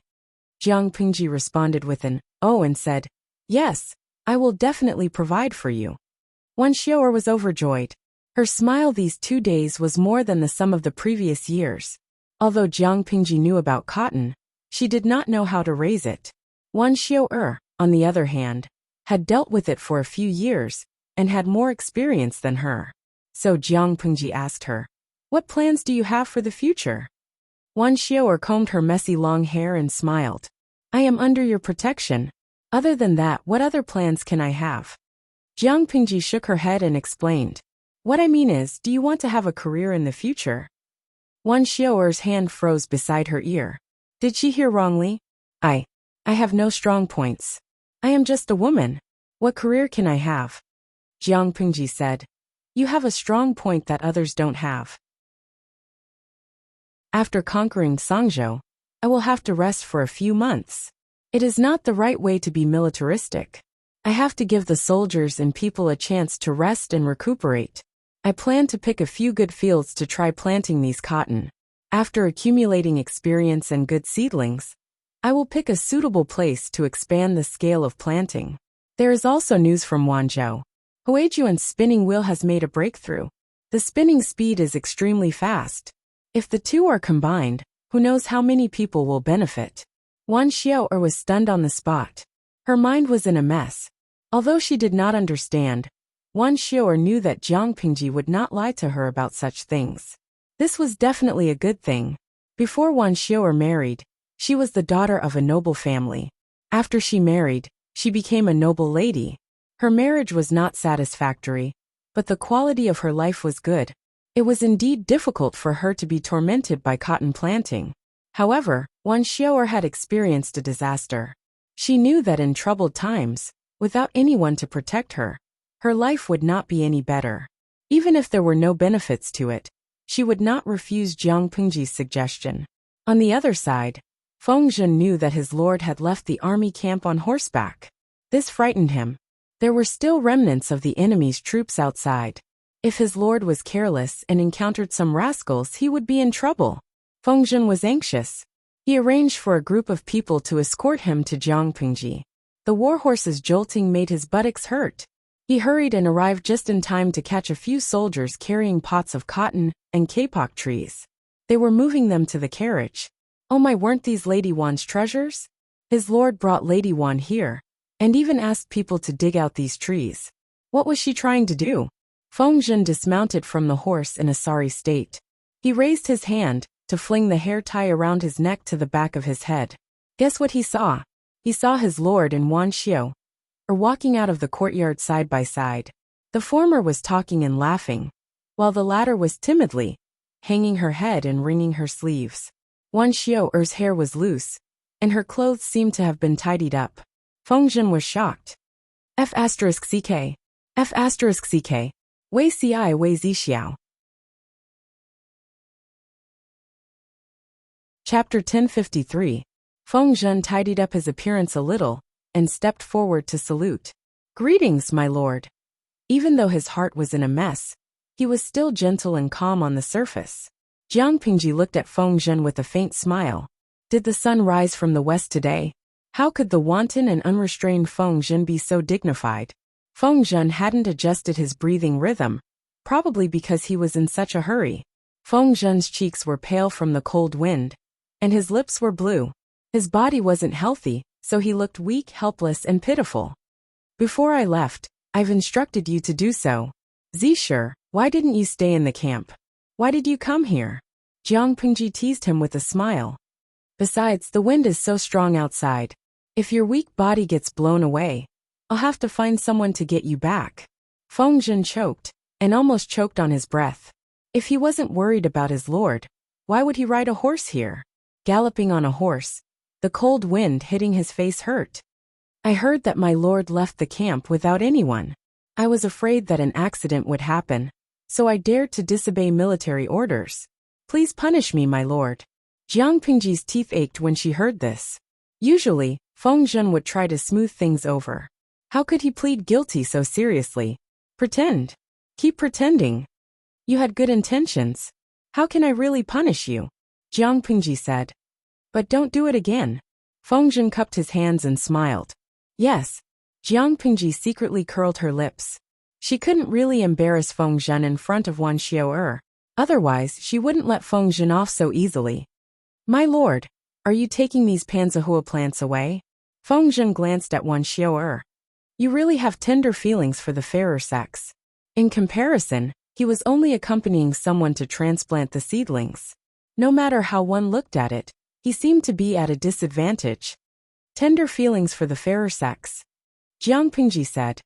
Not only do I want to move these trees away, but I also want to send some people to Xiao's mother's house. Feng Zhen's heart skipped a beat. He couldn't be blamed for letting his imagination run wild. Was his lord going to meet her in-laws? Even though Feng Zhen didn't say it out loud, Jiang Pingji could see through his thoughts. If Wan Xiao hadn't been there, she would have taught Feng Zhen a lesson and let him know why flowers were so red.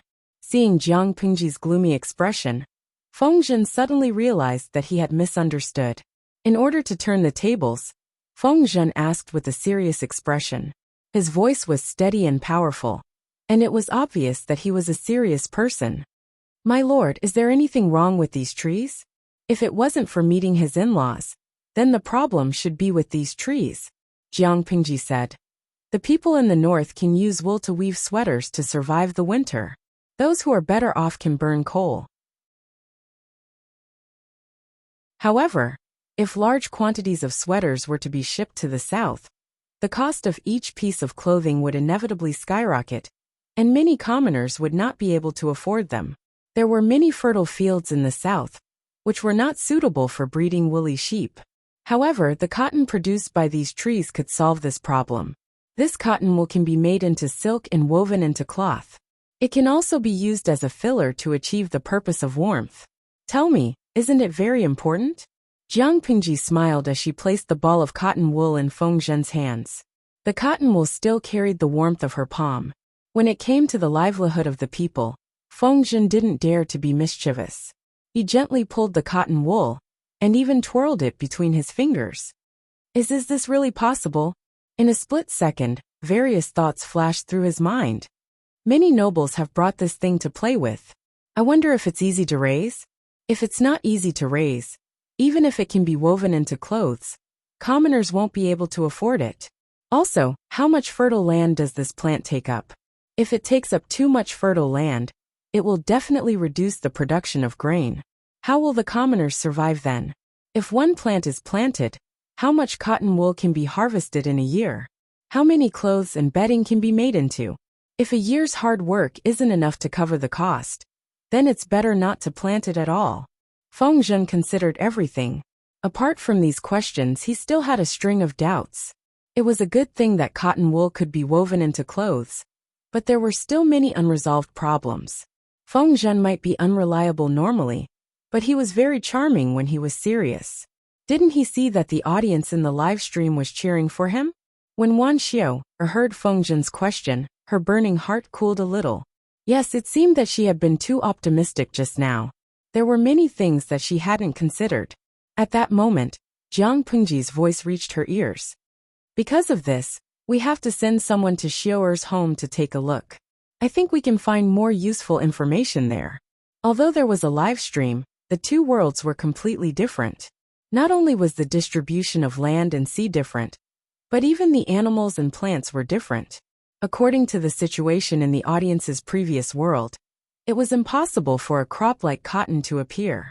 Of course, there were only a few differences. Most of them were similar.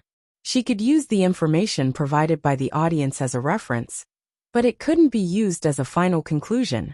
Seeing that his lord was rational, Feng Zhen didn't continue to pour cold water on her. Instead, he pinched the ball of cotton wool with great interest. If it can really solve the problem of clothing for the commoners, who knows how many commoners would be willing to set up a longevity tablet for Lady Wan and offer incense to her 3 meals a day. Wan Xiao'er's cheeks flushed red. How can I be worthy? Mr. Feng's words are too much. Even if there's merit, it's the work of the magistrate of Liuzhou. Many nobles have this plant in their backyards, but no one has said that it can weave cloth and make clothes for the benefit of the commoners. Since ancient times, how many nobles had been unable to make the commoners set up longevity tablets on their own? How could it be her turn? Feng Zhen smiled and said, Lady Wan's thoughts are exquisite, and her words are pleasant to the ear. No wonder my lord cares for her so much. Jiang Pingji coughed softly, interrupting their conversation. This matter shouldn't be publicized. We must send a few reliable people to handle it. There can't be any mistakes. In addition, it's not suitable for Xiao'er to follow the army into battle. Remember to send her to Wanzhou to settle down. If these two matters aren't handled well, I'll definitely settle accounts with you. Feng Zhen cupped his hands and bowed seriously. Yes. This matter concerned the commoner's livelihood, so it had to be handled properly no matter what. The army didn't have much time to rest, so this matter had to be put on the agenda as soon as possible. Wan Xiao'er, who was standing to the side, heaved a sigh of relief. Fortunately, she had anticipated this and packed her luggage in advance. Otherwise, she would definitely be in a mess. Feng Zhen was nimble and efficient. Everything had been arranged early the next morning. Lady Wan, I have a presumptuous request. A trace of surprise flashed in Wan Xiao'er's eyes, but she said, Please speak, Mr. Feng. Feng Zhen took out a box. It looked heavy. I've been separated from my youngest son Feng Yi for a long time. I'm ashamed that I haven't done my duty as a father to raise him all these years. I'm ashamed of myself. Mr. Feng has his own difficulties. Your son will surely understand, Wan Xiao'er said.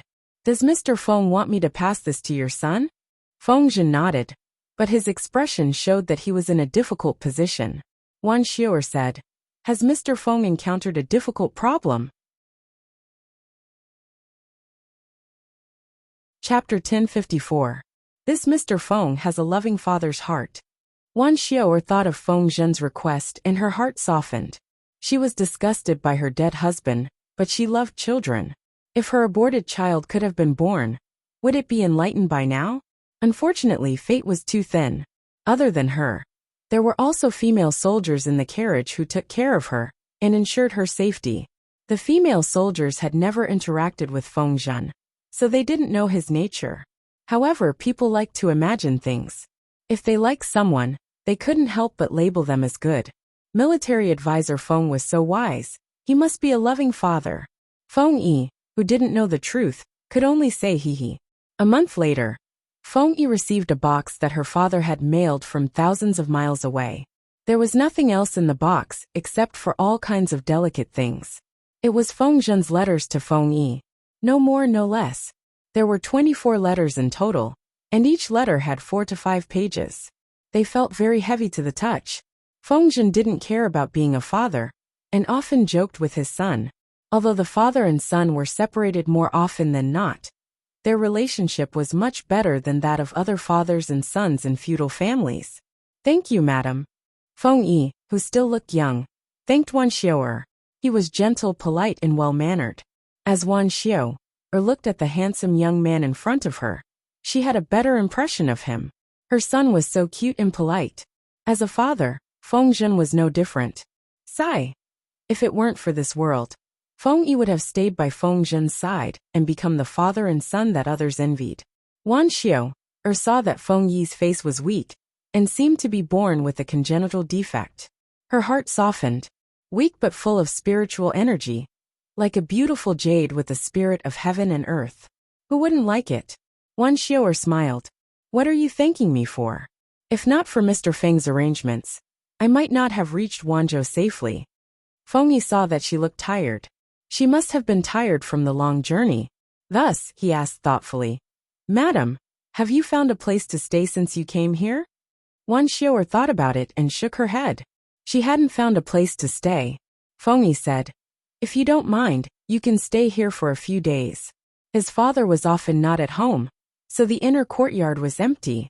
It was not a problem for his wife to live there. It was already late, so it would not be appropriate to look for a guest house to stay for the night. Madam has helped my father greatly. As a son, how can I neglect my benefactor? This lad knows some people, and can help Madam inquire about the nearby houses that can be rented. You're a woman. It's always inconvenient for you to be outside. Why don't you stay in my humble abode for the time being, and wait for me to find a house to rent, or a place to live for a long time before moving out? It will save me the trouble of going back and forth. Wan Xiu'er blinked and looked at the young boy in front of her in surprise. His height wasn't even as high as his chest. His words were reasonable, and he did things in an orderly manner. He could already see his future demeanor. Isn't this too troublesome? Feng Yi said. Father isn't at home, and there are only a few servants and maids to take care of him. It won't be troublesome.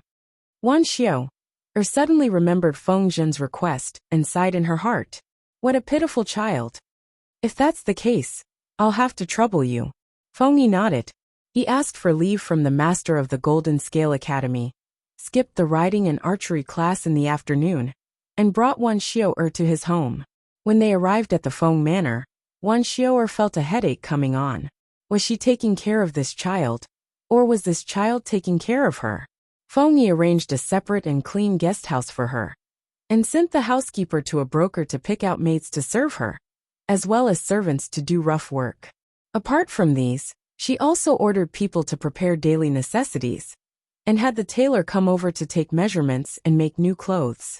It was a mess, but this child seemed to be very familiar with it, and did it with ease. The more this was so, the more Wan Xiu'er's heart ached for Feng Yi. Who wouldn't like an obedient, sensible, and intelligent child? Wan Xiu'er even imagined a tragic scene where her father wasn't around, and the child had to shoulder the burden of the manor alone. Dalong, the madam in the guest house? The housekeeper asked hesitantly.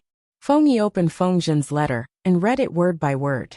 Starting from the earliest date, most of the letters were about longing, experiences along the way, and interesting events in the army.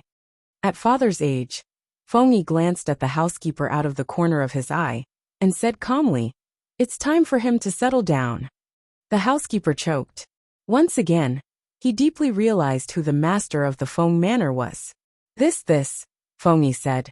It's not right for a man at 30 to still indulge in debauchery. It would be great if someone could control him. The housekeeper was speechless. Suddenly, he felt that the roles of the father and son in the family had been reversed. Feng Yi was the old father who was heartbroken by his rebellious son. But master might not have this intention. the housekeeper said weakly. Feng Yi smiled and said with certainty, "Just now, I tested the madam. She had a very good impression of my father.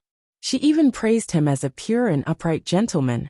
Steward, if my father didn't have such an intention, do you think he would be associated with these 8 words? It was because he had an interest that he pretended to be." The housekeeper finally understood and nodded with emotion. This was probably the rumored "no one knows a son better than his father." After thinking for a while, the housekeeper still didn't realize what was wrong with his words. If Feng Zhen knew that his son understood him so well, he would definitely be extremely gratified. After sending off one Xiuer's convoy, he gathered his thoughts and focused his energy on the battle. 2 days had passed. Huang Song and Jiang Pingji had also dealt with the division of the captives. Feng Jin and Wei Ci were in charge of negotiations on Jiang Pingji's side, while Cheng Jing and Nie Sun were in charge of Huang Song's side. Because of Huang Song's approval and hints, the two of them didn't take a strong stance on this issue. This was a situation that both sides would be satisfied with. But someone was unhappy. When Yuan Xian heard that his lord Huang Song had given up most of the money, and didn't argue when it came to the distribution of the captives, military supplies and property, he was suddenly dissatisfied. It wasn't that he was dissatisfied with Huang Song's modesty, but he suspected that someone was biased towards Jiang Pingji and was helping an outsider. Who was this person? Nie Sun's face appeared in Yuan Xian's mind. Once this thought came to mind, there was an additional thorn in his heart. He didn't have a good impression of Nie Sun. Now that there was another barrier, their relationship was like fire and water. This matter alarmed Huang Song. He came forward to mediate. The two of them seemed to have forgotten their differences on the surface, but in private, they were even more hostile. Don't let me get hold of your weakness." Yuan Xian looked at Nie Sun and Meng Hung from afar. When the two of them spoke, the atmosphere was harmonious and harmonious. The thorn in his heart became more and more obvious. He snorted coldly, and a cold glint flashed in his eyes. Nie Sun's back was facing Yuan Xian, so he didn't feel it, but Meng Hung noticed it. Meng Hung naturally shifted his gaze away. His expression was normal, and he didn't reveal any flaws. He even bowed gratefully to Nie Sun. Chapter 1055. Although he had ulterior motives, the gratitude in Meng Heng's words was genuine. His wife was pregnant, so it was reasonable for her to not follow the army. How to settle her down became a difficult problem. If he let his wife travel thousands of miles to Wanzhou, her body wouldn't be able to withstand the torment, and there might be problems along the way. After thinking about it, the only option was to stay in Huda County to nurture the fetus. When Nie Sun learned of this, he privately suggested to Meng Hung to let his wife move to Nie Sun's mansion, so that she could keep him company. When Huang Song went to war, Nie Sun would definitely follow him to the front lines. In this way, it was inevitable that he wouldn't be able to take care of his wife, Zhu Qingning. If the two pregnant women lived together, they could take care of each other, and wouldn't be in a difficult situation. Nie Sun's suggestion was exactly what someone wanted. It was nothing. No need to thank me. Nie Sun smiled as he helped Meng Hung up. He wasn't unaware that Yuan Xian was targeting him. He also wanted to distance himself from Meng Hung to protect himself. However, established relationships couldn't be broken so easily. His lord, Huang Song, and his lord Meng Hung were in the honeymoon phase of the alliance. Nie Sun couldn't forcefully shut him out. Over time, not only did their relationship not become distant, but it also became more intimate. It wasn't exactly good to say that they had a good relationship. It was a very normal friendship between gentlemen. Nie Sun sat upright, unafraid of rumors and slander. If Yuan Xian used this as an excuse to make things difficult for him, Nie Sun wasn't one to be trifled with. The two armies rested for a day, and everyone had different thoughts. It seemed that this turbulent river of pine hid countless undercurrents and schemes. The two armies rested for a few days, and the news that Hanchang Pass had been breached reached the ears of the Zhangzhou reinforcements. What did you say? The reinforcements general was having fun with beauties. The tent was filled with the strong smell of alcohol, and empty wine jars were scattered below. Sitting in his arms was a voluptuous woman, with a half-exposed body. Behind him, there was also a flirtatious woman massaging his shoulders. His left and right arms were wrapped around two drunken and laughing women. His upper body was bare, revealing his muscles. If one didn't look at the decorations around him, one would think that the man was in some brothel. Where was the atmosphere of a military camp? Hearing the messenger's report, the general was furious. When he understood what the messenger said, he was scared out of his wits. He pushed away the beauties in his arms, and pushed away the one in his arms. The beauty who was massaging his shoulders was so scared that she didn't dare to move.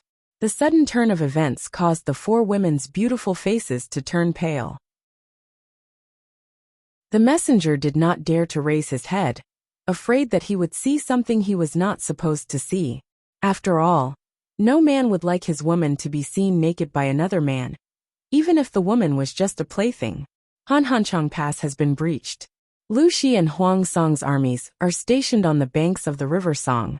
They seem to be planning to cross the river. Already broken? When was it broken? The messenger stammered out the time. The general was so angry that he waved his hand, and the bamboo slips and wine bottles on the table fell to the ground. Why didn't anyone tell me about such a big thing? How many days has it been since Frostchang Pass was breached, and he only received the news? If this news spread to Ming County and Song Prefecture, then, thinking of the possible consequences, the general's strong body shivered. Even if there were a few charcoal basins in the tent, it couldn't dispel the coldness in his heart. There was no reason for him not to be afraid. Meng Zhan received the request for help from the defending general of Frostchang Pass, so he was sent to support the dangerous pass as soon as possible. However, he didn't take Lu Shi and Huang Song seriously. Frostchang Pass was one of the best natural strongholds. The pass was full of soldiers. How could it be breached so easily? With this thought in mind, he led the troops and stopped from time to time. They marched for less than 8 hours in the day, and occasionally stopped to drink and have fun. Originally, they thought they would arrive in half a month. Although they were a few days late, it wouldn't delay the important military affairs. They didn't expect that the 10 days journey would take them almost a month, and Frostchang Pass had been breached. It's over, it's over. The general was so scared that his forehead was sweating. Even the charcoal basins in the tent couldn't warm his heart. Where are Lu Shi and the others now? Did they cross the river Song? The general knew that he had delayed the important matter. If he was caught by Meng Zhan, even 10 heads wouldn't be enough for him to chop off. For now, he had to find a way to make up for his mistakes. The messenger had a complicated expression on his face. If the general still had a brain, he should know that he had asked a stupid question. It turned out that the other party didn't listen to a single word of what he had just reported. The Huang and Lu armies have their backs to Frostchang Pass. They are stationed near the river Song. They haven't crossed the river yet. The general was relieved. It was good that they hadn't crossed the river. He still had a chance to win by relying on the danger of the river Song. There was a reason why he was so confident. Most of Jiang Pingji's troops came from the north. There were many landlubbers in the north. Even if they could swim, they could only paddle. Huang Song made his fortune in Haozhou. Haozhou was located at the border between the north and the south. His situation was better than Jiang Pingji's. The former was a landlubber, while the latter was a dabbler. No matter how strong they were on land, they were still rookies in the water. The river Song was rapid. If the entire army crossed the river, how much combat power could they maintain when they reached the shore? You said that the 2 ignorant kids are stationed near the river Song? The messenger nodded. That's right. As soon as he finished speaking, the general burst into laughter. He seemed to be in a good mood. There was no trace of the haze and anger from before. The messenger was dumbfounded. How could he still laugh at such a time? The general smiled and said, "It's said in military books that if we fight near the water, we must go further away. On one hand, we can lure the enemy to cross. On the other hand, we can make it seem like the enemy. If we want to fight, we can't meet the enemy near the water, for fear that we won't be able to cross. If we don't want to fight, we can block the water, so that the enemy can't help us. If the enemy leads troops to cross the water to fight, We can attack them when they are halfway across the water. The two ignorant kids, Huang and Lu, don't even know this bit of military strategy. What's there to be afraid of? If they fought near the river, experienced generals would set up their camps further away from the river. There were two advantages to doing so. On one hand, it could lure the enemy to cross the river. On the other hand, it could dispel the enemy's suspicions. If the enemy fell for it, they could attack them when they were halfway across the river. Huang Song and Lu Shi had set up their camps near the river Song. Would he be so stupid as to fall for it and give them a chance to attack when they were halfway across? The messenger didn't know how to respond. He wasn't very educated. He only understood a little of what the general said. However, looking at his general's confident look, he should be very confident, right? The general ordered the whole army to speed up and try to reach the river Song before the Huang and Lu armies crossed the river. Little did he know that Jiang Pingji and Huang Song had changed their minds. The reason for their change of mind was also quite helpless.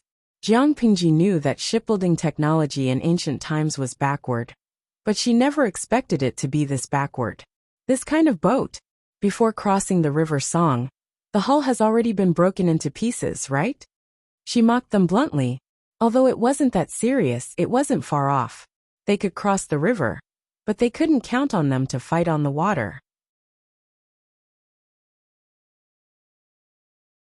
Chapter 1056. Jiang Pingji was irascible, and the audience in the streaming room was extremely disappointed. They thought they would see a luxurious battleship that was comparable to an aircraft carrier in a historical drama. But Kwang Xia Moshi, what can this wooden boat be used for? The host has tens of thousands of soldiers and horses here. It's impossible for them to disembark in one go with this kind of ship. They might need to do it in 4 or 5 waves. How long would it take to make a round trip? This kind of boat, is it a joke? Jiao. If I remember correctly, in the ancient history of our side, during the Three Kingdoms period, there were ships that could carry 3,000 people. Looking at the host's social background, it should be equivalent to the Wei, Jin, Southern and Northern dynasties period. There's no reason for their shipbuilding skills to be so bad, right? Space drifting bottle. I think it's a geographical problem. After all, this place is closer to the north. Most of the battles are fought on land. There's not enough environment for water battles. It took a lot of money and effort to build a ship, and it was rarely used in battle, so there was no such thing. Want to find a good name is hard. I saw the live stream earlier. The host said that Songzhou has developed land and water routes, so there is a lot of business, and the economy is very prosperous. Most of the ships on the river were commercial ships.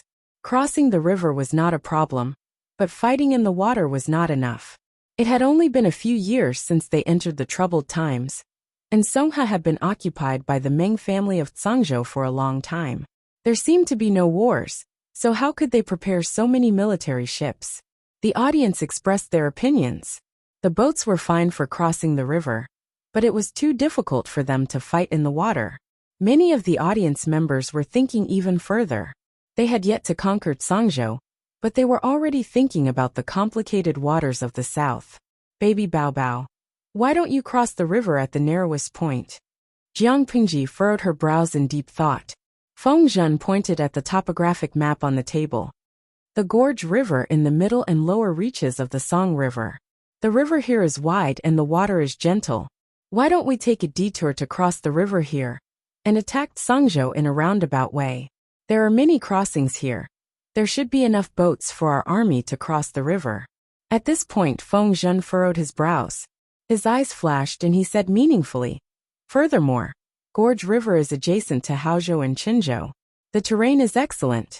If my lord chooses this place in the future, they could attack Zhangzhou in advance and plot against Qinzhou in retreat. As for why Feng Zhen didn't choose to cross the Pine River at its narrowest point. The Song River was rapid, and the narrower the place, the stronger the current. Who knew how many submerged reefs were hidden at the bottom of the river? If one used this kind of boat to cross the river, the possibility of success was basically zero. The boat would capsize before the person could even reach the shore. Feng Zhen was a playboy. Not only did he have a wild personality, But he also had a big appetite. He wanted both Songzhou and Qinzhou. Jiang Pengji squinted her eyes and said with a smile, "A gentleman doesn't take what others like." Feng Zhen understood. "My lord, are you worried that Prefecture Overseer Huang is also thinking of starting from Gorge River?" "I'm not worried. He'll definitely do that." Jiang Pengji smiled and said, "Bogeo also has his own thoughts." After a while she smiled and said, "Bogeo has helped us block the Meng family of Songzhou for nearly a year. If he chooses to go through the river gorge, how can we compete with him? What's more, the Meng family of Songzhou came for me. Bogeo's willingness to help was out of kindness, but his refusal to help was part of his duty. Instead of damaging the alliance between the two sides, it's better to take the initiative. We'll go around the upper reaches of the Pine River. This way we'll have less pressure." Feng Zhen did not speak, but the others in the tent understood Jiang Pengji's intentions. She seemed to be retreating, but in fact, she was advancing by retreating. Huang Song wanted Qinzhou, so she gave it to him. However, Songzhou was under the control of the Meng family, so Huang Song should not even think about touching it. Meng Heng said casually, "If we go around the upper reaches of the Pine River, the pressure on our army to transport food will be reduced." Jiang Pengji's forces were concentrated in the north, so they basically relied on land to transport food. If they went by the river gorge, they would have to go south along the Pine River, which would cause the logistics to take too long to transport food. It was highly likely that they would be intercepted by the enemy. When the forces in the north fought on the water, they not only competed with the resources of both sides, but also with the logistics. If the logistics could not keep up, the main force of the vanguard would enter the enemy's territory alone, and they would not be able to return. On the contrary, if they went around the upper reaches of the Pine River, that would be Jiang Pengji's northern territory, and the transportation of food would be guaranteed to the greatest extent. Meng Heng said in a low voice. Moreover, the river gorge is closer to the south, where the climate is humid, and there is a lot of mud in the shallow waters.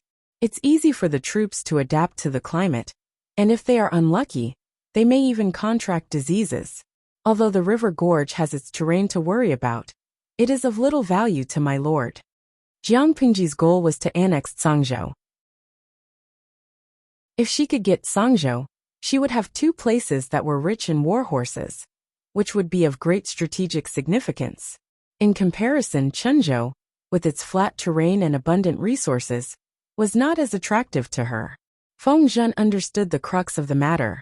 He looked at Meng Heng with admiration, not the slightest bit unhappy that his suggestion had been rejected. Once we take Songzhou, my lord can then plot to conquer Langia, Hejian, Gaoi and other counties. You will be able to connect the entire northern territory, and you will have the momentum of a whale swallowing a tiger. It is also possible that you will be able to conquer the world. When Meng Heng said this, his tone was calm, but the content of his words could not help but make people excited. Compared to the small profits at hand, it was better to take a long-term view and make strategic arrangements. For Jiang Pengji, Songzhou was more important than Qinzhou. If she did not take Songzhou, when Huang Song took Qinzhou, and then encroached on Songzhou's territory, Jiang Pengji would be forced into a passive state. After a round of discussion, everyone had a plan in mind. The audience was confused. Although they didn't quite understand, they understood one thing. Yintian Weeping Rain. The two families are still in an alliance, but the streamer has already started scheming against Huang Song. Poor baby Huang Song. Meeting a two-faced friend, he did not die an unjust death. Jiang Pengji's lips curled into a cold smile. She schemed against Huang Song while the alliance was still in place. He also schemed against her, so she just returned the favor. She was a traitor, so there was no need to talk about morality and righteousness. Just as Jiang Pengji expected, after receiving the news that Songzhou's reinforcements had arrived on the other side of the Song River, Huang Song suggested to her to split up and cross the river. Jiang Pengji took the initiative to suggest leading the troops north along the Song River, while Huang Song wanted to lead the troops south along the Song River and attacked Songzhou from the north and south. Regarding this arrangement, both armies had no objections. In order not to arouse the enemy's suspicions, the two armies withdrew overnight. As for Hanchang Pass, Huang Song left some troops there and rearranged the arrangement in case the Meng family of Zhangzhou besieged Wei to rescue Zhao. Before the army withdrew their camp, Huang Song expressed his feelings and said to Feng Zhu, "Don't you want to go and take a look? It's good to say a few words. If we miss this opportunity, we may not have another chance in the future." Huang Song was suspicious by nature, but he was also sincere to those he truly trusted. Feng Zhu had been working for him for many years and had meticulously schemed for him. How could he be indifferent? Feng Zhu's eyes darkened, and his tone was distant. "There's no need. Second brother is not an indecisive woman. How can you not distinguish between public and private matters?" Back then, during the earthquake in Shangjing, he had told Feng Jin, when they met again, life and death were fated. There was no need to show mercy. Although the Meng family of Zhangzhou was annoying, the existence of this force balanced the relationship between Huang Song and Jiang Pingji. After all, the enemy of my enemy is my friend. Once there was no common enemy, internal strife was not far away. Huang Song sighed softly, but this was not the only thing that worried him.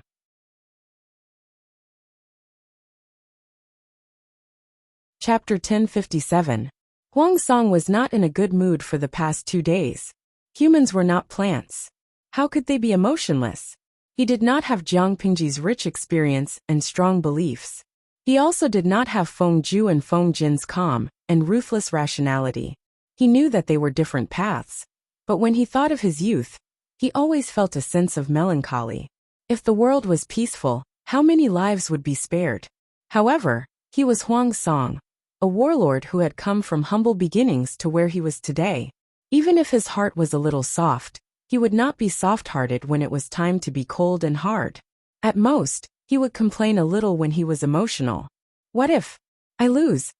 Huang Song looked calm, but when facing Jiang Pingji, he had always been in a weak and passive position.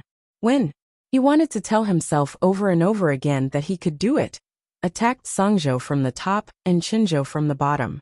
When he occupied 3 states, he would be qualified to challenge Jiang Pingji, who dominated the north. However, would things really go so smoothly? Huang Song was confused for a moment.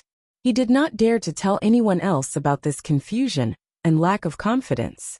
He did not even dare to reveal it to his wife and son. He even kept his mouth shut when he slept at night, for fear that he would reveal it when he talked in his sleep. Huang Song felt very guilty after saying such depressing words to Feng Zhu, but he could not help but confide in him. He was not afraid of death. He was afraid that he could not bear such heavy expectations. Feng Zhu stared at him unblinkingly with his deep pitch-black eyes. Just when Huang Song thought that the other party would be disappointed, Feng Zhu smiled and said, "If we lose, Zhu will accompany you to battle the Azura Hell again. There will not be another Lu Lanting there." Huang Song was stunned when he heard this. He felt as if he had been struck by lightning. His whole body was filled with emotions, and his limbs and bones felt numb. Feng Zhu said, "My lord, do you feel a lot of pressure recently?" Huang Song nodded. He had not felt anything before, but he inadvertently turned his head and watched Jiang Pingji's army disappear into the night. He suddenly had a myriad of thoughts. He had thought too much without paying attention. He had imposed a heavy psychological shackle on himself. It was as if after this farewell, the friendship of their youth could never return. "Bogeo, you have to know that you did your best. This is not only a sign of respect for yourself, but also for her. If Lu Lanting is the final victor, she will have won it with her own hands." Her opponent was not soft-hearted and indulged her. Feng Zhu called Huang Song by his courtesy name. Ever since the two of them became ruler and subject, this kind of intimate address became less and less frequent. Huang Song was just feeling it on the spur of the moment. After hearing Feng Zhu's words, his slightly heated mind also calmed down. As the cold wind blew, the rising sun slowly rose from the horizon. The increasingly dazzling morning light dispersed the hesitation and haze in Huang Song's heart. In front of Feng Zhu, Huang Song was still a little emotional. Once he entered the Lord's state, he became a person who did not show his emotions. It was difficult for others to pry into his true emotions from his face. Just as he was adjusting his mood, his uncle Yuanxin said that he had something important to report. What is it? Huang Song thought that something strange had happened ahead, and his eyebrows furrowed slightly. Yuan Xian cupped his fists and bowed. He looked around to make sure that there was no suspicious person nearby, before he whispered what had happened. Yesterday, I found out that Nie Qingyan and Lu Shi's subordinate, Meng Heng, are very close. They have a close relationship. Huang Song's eyebrows twitched. His slightly soothing mood was once again disturbed by this uncle. How many times had he snitched on him?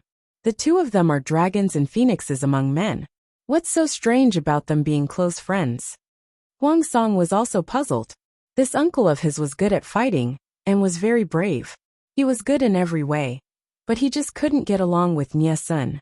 He had personally come forward to mediate the conflict between the two, but he did not expect Yuanxin to snitch on him. He was friends with Lord Mengheng. Cheng Jing and Feng Zhen were even pen pals who had met each other. Feng Ju and Feng Jin were brothers born from the same womb. What was wrong with Nie Sun and Mengheng talking for a while? Huang Song had a good temper with his clansmen, but that was not always the case. If his bottom line was crossed, he would also get angry. However, Yuan Xian said, Lord, I suspect that Nie Sun and Meng Heng's relationship is not as simple as just acquaintances. Huang Song secretly took a deep breath and asked, Why do you say that? Yuan Xian puffed out his chest and said confidently, I found out that Nie Qingyan once addressed Meng Heng as big brother to his wife Yu. Huang Song was speechless. His first reaction was not big brother or whatever but anger. Yuan Xian had actually planted someone in Nie Sun's residence? Huang Song was so angry that he laughed. With a fake smile he asked, And then? What's wrong with calling him big brother? This time, it was Yuan Xian's turn to hesitate. He did not know if he should say it. After some thought, it was better to say it. The two of them are most likely sworn brothers. Huang Song was so shocked by this conclusion that he almost fell off his horse. Sworn brothers? What sworn brothers? It used to refer to sworn brothers, but now it was another form of address for a man and a man. Yuan Xian actually suspected that Nie Sun and Meng Heng had such a relationship. Huang Song was shocked by Yuan Xian's black hole of imagination. His expression did not change, but his heart obviously could not wrap itself around it. Yuan Xian, however, had his own inference. If Nie Sun and Meng Heng had no relationship at all, why did the former call the latter big brother? The two of them were not brothers. One was from the Nie family of Zhongzhou, and the other was from the Meng family of Dongqing. They were completely unrelated. Nowadays the world liked men. Not only did high officials and nobles like it, it was also a custom in many places. Regardless of whether they were rich or poor, they were all related. The older ones were sworn brothers, and the younger ones were sworn brothers. When the sworn brother married into the younger brother's family, the younger brother's parents doted on him like a son-in-law. In the future, the younger brother's living expenses and marriage expenses would all be taken care of by the sworn brother. The lovers would get married after the age of 30, and still sleep together like a married couple. Look, many people were used to this, and even treated the sworn brother as a son-in-law. When the sworn brother married a wife, they would even give him a certain amount of expenses. However, Nie Sun and Meng Heng were both married. Their wives were pregnant, but they actually had such a despicable relationship. Huang Song struggled to climb out of this dark hole in his brain. Uncle, you are not a married woman in the backyard. Why are you so talkative? Huang Song's words were already impolite. Yuanxin's face turned red and he felt really awkward. Chengyan is Song's confidant and a noble gentleman. How would he be interested in men? Apart from that, you should restrain yourself and quickly wipe out your spies in Chengyun's backyard. Chengyun didn't stay in the backyard, but he will eventually find out. Huang Song's scolding made Yuan Xian so embarrassed that he wanted to die. He had lost 40 years of face. He wouldn't hate Huang Song, but he would blame it on Nie Sun. Before he left, Yuan Xian added in a stern voice, My lord, I am loyal to you. Why would I hurt you? Nie Qingyan is indeed suspicious. Yuan Xian was rarely so attentive. He pulled out Feng Ju. Mr. Feng and Feng Ju are biological brothers. The two of them know how to avoid each other, and only see each other twice in the past few days. If Nye Qingyan really didn't have any tricks up his sleeves, why didn't he avoid Meng Hung? He even called him Big Brother, when the couple whispered at night. At that moment, Huang Song really believed Yuan Xian, but his rationality made him choose to trust Nye Sun. Chapter 1058. Compared to Huang Song's melancholy, Jiang Pingji's emotions were calm. It seemed that nothing could attract her attention. As they marched north along the Song River, they learned about the situation in various parts of Zhangzhou. Meng Hung and Meng Hun were both from Zhangzhou, although the former was a Zongzi with no real power, and the latter was a former lieutenant who had defected from Zhangzhou for 8 years. The two of them knew more about Zhangzhou than others. Meng Hun told him what he knew, and Meng Hung added a few more sentences. When it came to war, not only did one have to understand the enemy's terrain and strategic deployment, but they also had to understand their combat strength and troop configurations. Jiang Pingji did not expect them to know much, but it was better than nothing. She took it as a way to kill time along the way. Meng Hung and Jiang Pingji were very serious. They could not withstand Jiang Pingji changing the topic too easily, and as they spoke, they went off topic. I suddenly remembered that Jingta stayed in Zhangzhou for a while. Jiang Pingji asked, "Do the nobles in Zhangzhou really like fighting beasts for fun?" Fu Wang tried his best to be a wolf, but his luck was too low, so he was captured by others to be a beast for others to amuse themselves with. It was not a secret, and Fu Wang was not ashamed of his past. Instead, he often used it as an excuse to brag about it. That was why Jiang Pingji mentioned it without holding back. She was curious. Didn't they say that the aristocrats of Dongqing were all effeminate? Would a bunch of mothers like such a bloody activity, just to watch lives fight for survival in the Colosseum? Meng Hung could not react for a moment, but Meng Hun was calm. After all, he had been with the Lord for 7 or 8 years, and was used to it. Rumor has it that the ancestor of the Meng family, Duke Meng, had the ability to tame beasts. When Xia Taizu went on an expedition to conquer the world, he offered up 10 armies of beasts that made people tremble in fear. Like Qiyu, he can control iron-eating beasts, and his battle prowess is extraordinary. If it weren't for Meng Hung, Meng Hun really wanted to call the ancestor's name directly. Why would he use honorifics? Meng Jing was good at fighting, and could be considered a scholarly general who was good at both literature and martial arts. He also knew how to tame beasts, which sounded very impressive. Because of Meng Jing's influence, Zhangzhou had always had the custom of raising fierce beasts. However, the ferocious beasts were prone to injuring people, so they died down after a long time. Only high officials and nobles had the qualifications to keep them. Ferocious beasts were not raised for the sake of making them act cute. The rich and powerful were bored, so they came up with a game of beast fighting, completely disregarding human life. Fu Wang was one of the victims. He was neither the first nor the last. Controlling an Iron Eater? It sounds majestic, what a pity. His ancestor, Meng Jing, was known as the White Dragon among men, but his descendant, Meng Zhan, was such an idiot. The future of the Mengs would fall on Meng Hung, the son who had been expelled by Meng Zhan. Jiang Pingji sighed with emotion, but the audience burst into laughter. Riding an Iron Eater? Awe-inspiring. How adorable.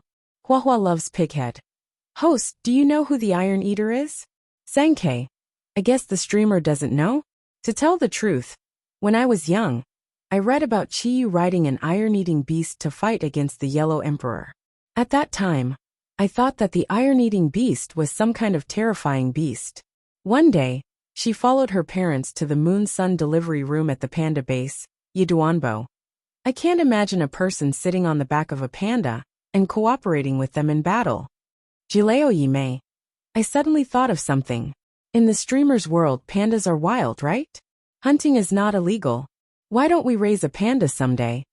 Watching the streamer play with a cat from a close distance. I guess I can't quit this streaming room for the rest of my life. Huoyan Ji Yuan. The panda is a bear, but I want to play with it too. Jealousy is driving me crazy. Jiang Pingji was surprised. She knew there were iron-eating beasts in this world, but she had never seen one. According to the audience, the appearance of the iron-eating beast was different from the general description. Sergio, have you seen an iron-eating beast? Sergio was Meng Heng's courtesy name. Zhou Yun Hengjiao. The courtesy name was not good, but it was not bad either. Meng Heng said, I have seen one. How does it look? Meng Heng said, according to the Book of Supernatural Beings, it is sold in the south. It is called nibbling iron. In area, it is also said that it looks like a bear, has a small head and legs, and is mottled in black and white. It can lick copper, iron and bamboo bones. It looks gentle and harmless, but in fact it is fierce and aggressive. It can smash a person's head with one palm. Jiang Pingji used her limited imagination to think about it. The image of a black and white-brown bear appeared in her mind. It was quite fierce. Maybe it's because we have different tastes. She never thought she would have the opportunity to witness the cruelty of the iron-eating beast army so soon. The ancestors of the Mengs had the skill of taming beasts, but they learned it from a beast-taming tribe in the north of Tsang Prefecture. To return the favor, the ancestors of the Mengs sheltered the tribe, and even encouraged them to marry the people of Tsang Prefecture. Because of the friendship between the ancestors, the tribe and the Mengs of Tsang Prefecture had established a strong relationship. The Mengs sheltered them and provided them with a place to live. In return, they helped the Mengs to guard the northern border. The farming tribes of the Central Plains had developed their farming skills, and the tribes had their own skills. Jiang Pingji led the army north along the Song River. There was no dam on the Song River, so the river was very wide, and the current was much faster. Half a month later, Jiang Pingji arrived at her destination. The army crossed the river without any accidents. It was unbelievably smooth. Could it be a trap? Afraid of being ambushed, the army crossed the river with trepidation. They were ready to retreat and support at any time. By the time they all crossed the river and rested for 4 hours, nothing unexpected had happened. It's hard to say. We'll deal with it as it comes. Jiang Pingji frowned. According to the scouts, there was no ambush around. If there was, crossing the Song River was the best chance for the army to do it. What they didn't know was that it was not that Meng Zhan didn't want to. It was that he didn't get the information. The credit had to go to the general, who had rushed thousands of miles to help the Hanchang Pass. Meng Zhan knew how many opportunities he had missed. He was so angry that he almost had a heart attack. He ordered his men back 10 times in a row. He couldn't even draw his sword and kill him. Huang Song and Lu Shi's army parted ways at the Song River and split up to attack Tsang Prefecture. Such an important news was hidden by the cowardly idiot. If the news was more timely, he might have been able to send troops to ambush them. But now it was too late. Meng Zhan was indeed an old ginger. He was more experienced than the new ginger. After venting his anger by killing people, he calmed down quickly. There weren't many strategic crossings along the Song River in Songzhou. Huang Song and Lu Shi, the two kids, were probably planning to attack from both sides. Following this train of thought, Meng Zhan quickly circled a few points, drafted a document, and sent out the order as fast as he could. Even if he couldn't resist the fierce attack, he couldn't let the two kids have it easy. Meng Zhan's eyes flashed with madness. He seemed to have thought of something. He sat back on the mat and picked up the brush to grind the ink.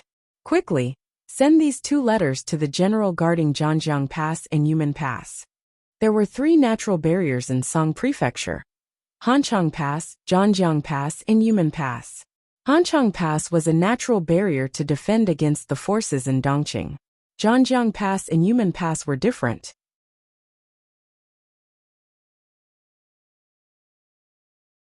Chapter 1059.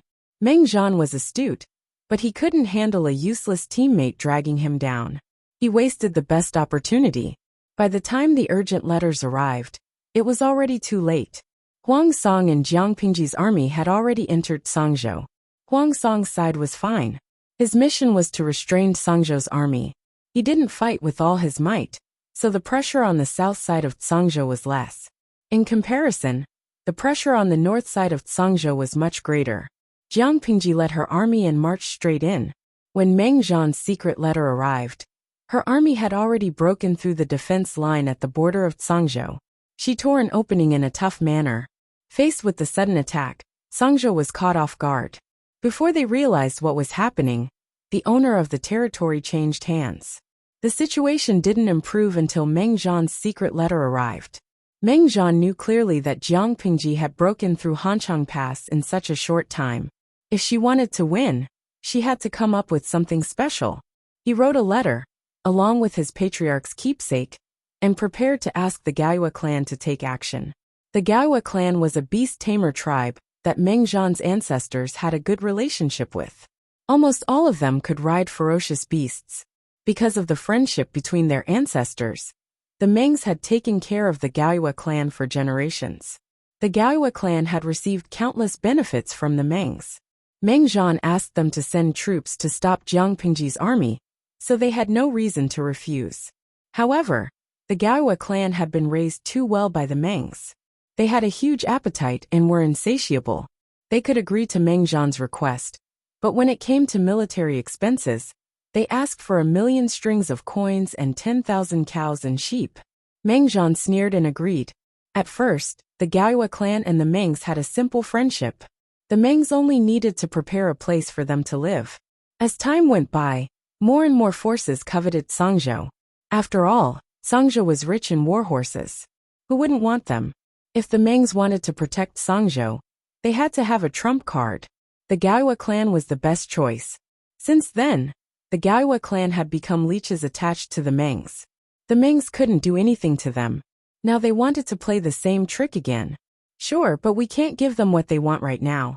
We can only give them 100,000 strings of coins, and 1,000 cows, and sheep as a deposit.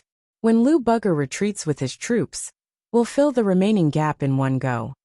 Meng Zhan didn't show his anger or happiness on his face. It was as if Lu Bugger's conditions were nothing. In fact, Meng Zhan only intended to give a down payment to trick the Gaoyue clan into working for him. As for the rest, that would depend on whether the Gaoyue tribe was still alive to take it or not. The patriarch of the Gaoyue race did not suspect anything.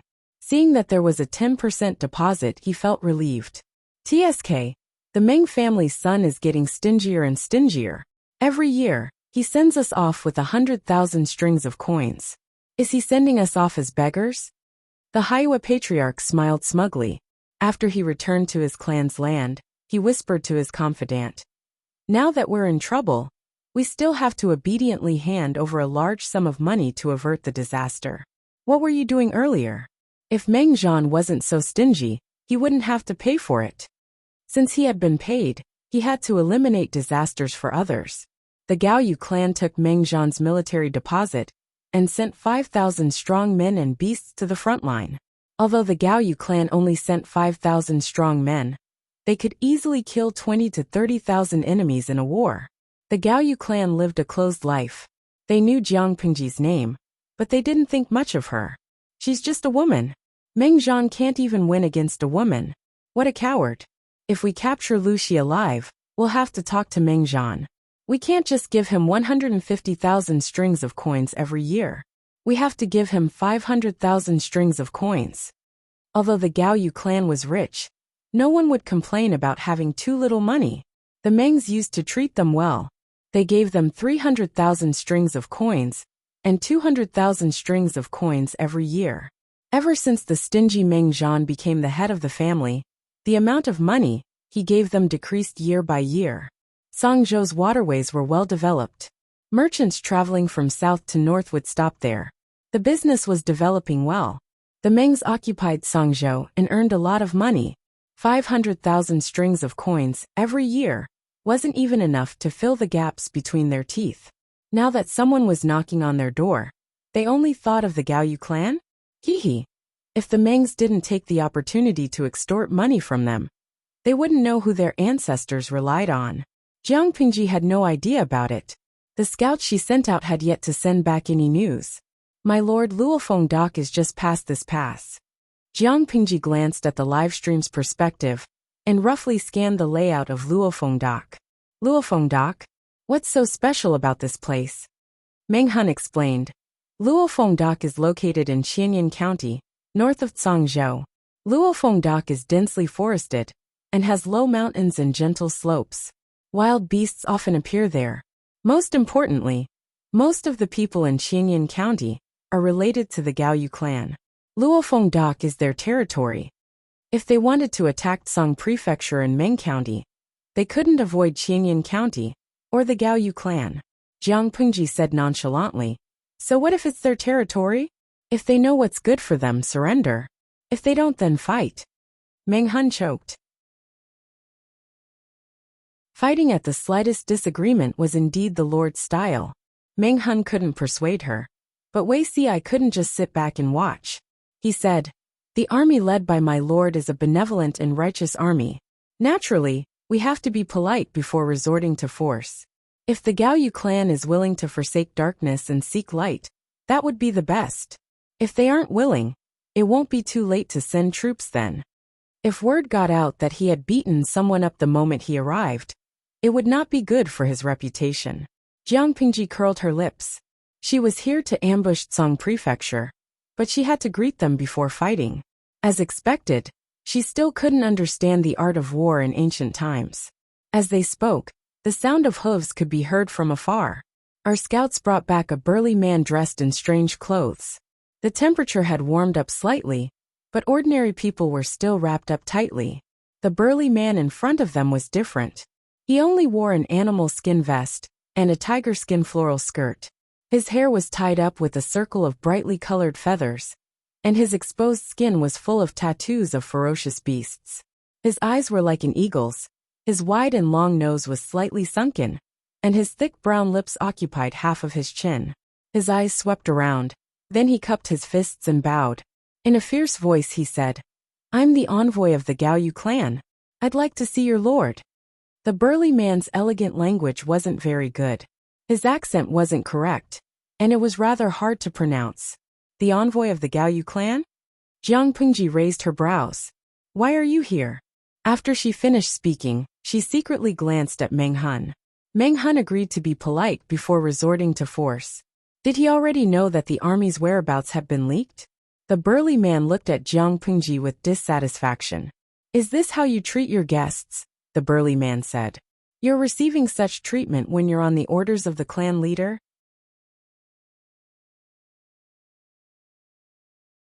Chapter 1060. The strong man was representing the Gaoyu tribe. As the lord, Jiang Pengji should get off the horse herself. How could he sit on the horse and hide in the crowd? Was he afraid of death? Jiang Pengji could hear the unfriendliness in his words. She frowned impatiently. She didn't have the habit of not killing envoys in a war. She would kill whoever provoked her. Jiang Pengji went straight to the point. "What message did the person behind you ask you to deliver? Just say it. I don't like guessing." The strong man's expression changed. He couldn't stand Jiang Pengji's neglect, but he didn't forget about business. "My lord asked me to deliver a message.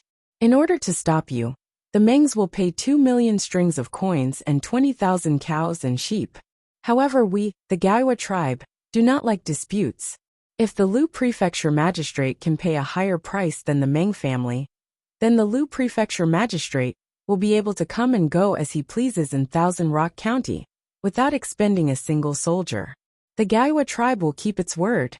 The Mengs had only agreed to pay 1 million strings of coins and 10,000 cows and sheep. He doubled the amount. The viewers in the streaming room had been guessing his identity since he appeared. They were speechless after they heard the story. Jianshuliangshui, the legendary Gaoyu tribe that can tame beasts? It felt like their attire was no different from the brothers of the African tribes. But what did he mean by that? The Gaoyu tribe took the Meng's payment and then sold them out? Tangerine jelly. What a cunning move. Dugafinya. Awesome. I suddenly feel sorry for Meng Zhan. Does he know how loyal his dog is? Shanshan Shui Shui. It's not bad if we can buy a victory with money, but the price is a bit high. People die in wars. If we can conquer Qianyan County with money, we can use it to pave the way. Of course, only a few people thought that way. Most viewers didn't like the Gaoyu tribe's double dealing. Even if they were mercenaries, they had integrity. What about the Gaoyu tribe? The strong man saw that Jiang Pengji didn't say anything, so he thought she was moved. He didn't expect Jiang Pengji to ride forward expressionlessly. White's beautiful face grew larger in front of him. 2 million strings of coins and 20,000 cows and sheep can make the Gaiwa tribe retreat and stay out of the conflict between me and the Mengs? Dabai snorted in agreement and walked 2 steps around the brawny man, as if he was observing him. Jiang Pingji was so close to the strong man, and everyone's hearts were in their throats. The burly man said, "Exactly." Jiang Pingji raised her eyebrows and sneered. "I heard that the Gaiwa tribe is good at taming beasts. Have you heard of this saying?" The man's attention was attracted by Jiang Pingji, and he did not pay attention to White. "What is it?" At this time, Dabai had already circled behind him, found a good angle, selected a good target, and raised his hooves high into the air. A man who is never content is like a snake trying to swallow an elephant. The brawny man didn't even have time to scream before Dabai's 2 front hooves stomped on his body a few times. Dabai's steps were very graceful, but his footsteps were extremely painful. Although it was not a heavy horse like the heavy cavalry, its weight and the scales on its body were quite impressive. With every step, everyone could hear the sound of bones being crushed. Soon, the muscular emissary's lower body was covered in blood, and he stopped breathing in the blink of an eye. "Drag it away and burn it." This person smeared some unknown powder on his body, which triggered White's ferocious nature. "Sigh, it's a pity that he died." Wei Ci and the others were speechless. Who would believe such a lame reason? White's ferocious nature. Haha. It's fine if my lord is unwilling, but why did you let White trample him to death? Their lord had killed someone. What else could they do? At most, they would teach her a lesson after the incident and help her destroy the evidence. Anyway, they were in the wilderness. They could just refuse to admit that the Gaiwa tribe had sent an emissary. As for how the emissary died, they wouldn't know even if they asked. "I'm just angry that the Gaiwa tribe treats me like a fool. But they don't know that they're the biggest fool," Jiang Pingji said calmly. "They wanted to trick me into handing over 2 million strings of silver and 20,000 cows and sheep. They wanted to extort a sum of money and then break the contract. Even if they didn't break the contract, they would only give up Qianyan County. They didn't guarantee that they wouldn't take the opportunity to cut off our supply after we passed Qianyan County. We're deep in the hinterland of Tsang Prefecture, and our supply line has been cut off. Aren't we going to die? How dare they use such a dishonorable method in front of me? Who gave them the courage to show off in front of me?" Although the people of ancient times valued credibility depended on who they were dealing with.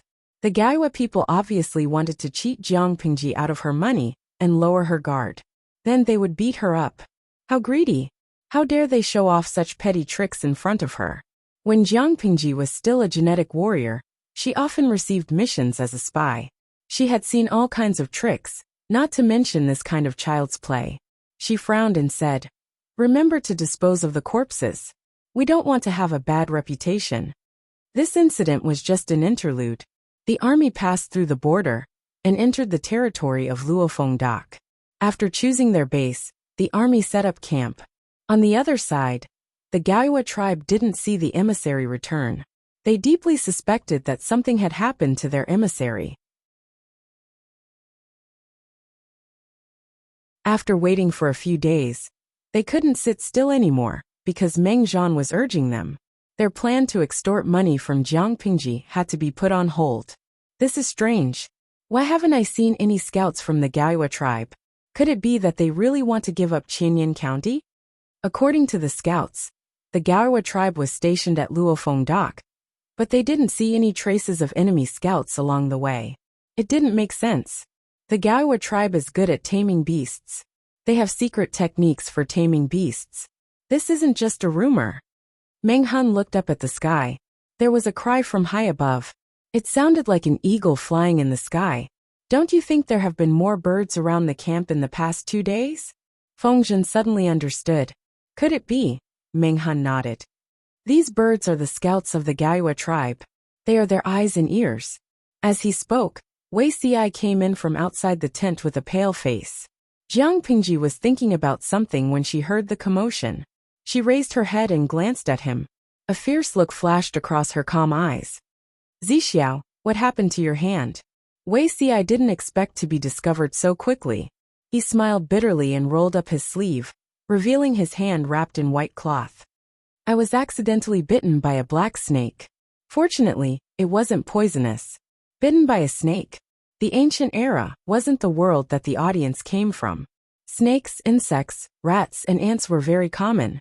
When the army was stationed in the wild, accidents often happened when soldiers were bitten by poisonous snakes or ferocious beasts. When Wei Xi said this, Feng Jin, who was beside him, said, Zixia was bitten too? Too. Feng Jin said, over the past 2 days, I've often received news that soldiers have been bitten by snakes and insects. There are already 100 wounded soldiers in the casualty camp. Most of them were non-poisonous snakes, but there were a few poisonous snakes that were deadly. Not only that, but the scouts who went out also said that they had encountered many snakes and insects recently. Everyone's hearts tightened. Meng Han and Meng Hung immediately thought of the Gaiwa tribe. They came from the Meng family of Zhangzhou, so they knew very well that the Gaiwa tribe's ability to tame beasts was much more advanced than what was recorded in the books. The Gaiwa tribe did this? Snakes and insects were not rare in the military camp, so no one suspected it at first. However, it was Wei Xi who was bitten this time. If it wasn't a non-poisonous black snake that bit him, but a poisonous snake like the bamboo snake, Jiang Pingji's expression turned serious. Beast. Gaiwa tribe. Chapter 1061. My lord, the Gaiwa clan is treacherous. You must be extra careful. Meng Hung frowned, his face full of worry. As a Zongzi of the Mengs, even if he wasn't favored, he had more rights than the average clan member. He knew more about the mysterious Gaiwa clan than anyone else. The Gaiwa clan was greedy and ambitious by nature. They relied on the ability of their familiars, and often condoned their beasts to retaliate against their enemies. They could defend themselves against human schemes, but who would defend themselves against animals and insects? The number of poisonous snakes in the camp increased, and eagles circled in the sky. This was a sign that the Gaiwa clan was about to make a move. Jiang Pingji looked at Wei Xi, or more accurately his hand. Fortunately, it was a non-poisonous snake. If it was a poisonous snake, he would have died with the medical technology of this era. Even if he was saved, he would most likely suffer irreversible neurological damage. The Gaiwa clan is treacherous? What gives them the confidence to do so? Jiang Pingji's tone was cold and her eyes were calm, but they could hear the contempt and disdain in her voice. If the Gaiwa clan only fears their ability to control beasts, then there's nothing to be afraid of. Meng Hung and the others didn't show it on their faces, but they were curious. Their lord meant what she said. Did she really have a way to deal with the Gaiwa clan? Even Feng Zhen and the others, who were unparalleled in their schemes, found it difficult to deal with the Gaiwa clan's racial talent. Their schemes were all targeted at humans. They couldn't guard against the elusive and unpredictable beasts. Not to mention anything else. If the enemy sent out the 10,000 snake army, how would they fight this battle? Humans were born with a fear of snakes. It was fine if it was a non-poisonous snake, but if it was a poisonous snake, one bite would be fatal. My lord, do you have a way to deal with them? Meng Hung asked. Hearing this, Wei Xi turned his gaze to Jiang Pingji. In her previous life, Huang Song was the one who dealt with the Gaiwa clan. He won, but it was a tragic victory. In her previous life, Huang Song and the Mengs feigned civility. He married Meng Zhan's mistress's daughter, and took advantage of the marriage to gain power. Once he was strong enough, he devoured the disloyal Mengs. Fighting against the Meng family would inevitably lead to encountering the minions of the Meng family, the Gaiwa family. Huang Song had paid a heavy price for this. In order to win, Huang Song listened to the advice of his advisor, Yang Si, and made use of the wind that changed direction in winter to set fire to the entire Luofeng dock. He did not hear it wrongly. He burned down the entire Luofeng dock. The fire burned for 3 days and 3 nights. In order to prevent the High Moon clan from taking revenge, they stationed people in various places and killed any Haiyu clan that escaped. They secretly cleaned up the exiled remnant clan. Jiang Pingji smiled and refused to reveal the heavenly secret. Feng Zhen, who was at the side, said, Wild beasts are afraid of fire. Why don't we attack with fire? Just like how humans feared wild beasts also feared things. If the Gaoe race really dared to attack them with their beasts, they could use fire to teach them a lesson. Wei Xi coldly stabbed Feng Zhen in the back. Recently, the direction of the wind has been a little uncertain. If we rashly use fire to attack, we don't know whether we will burn the enemy or burn ourselves. Feng Zhen thought about it. Wei Xi was right. He could only silently suppress this idea. Jiang Pingji kept them in suspense. No one could dig out any useful information from her. They could only suppress their curiosity like a cat scratching its paw. Zixiao, stay behind. The meeting ended, and Wei Xi was called again. Feng Jin looked straight ahead, and Feng Zhen patted his shoulder lightly. Only Meng Heng did not react. Wasn't it normal for the Lord to specially ask a certain official to stay behind for a chat? What was there to be surprised about? Wei Xi took a few steps forward, and sat down a few steps away from her.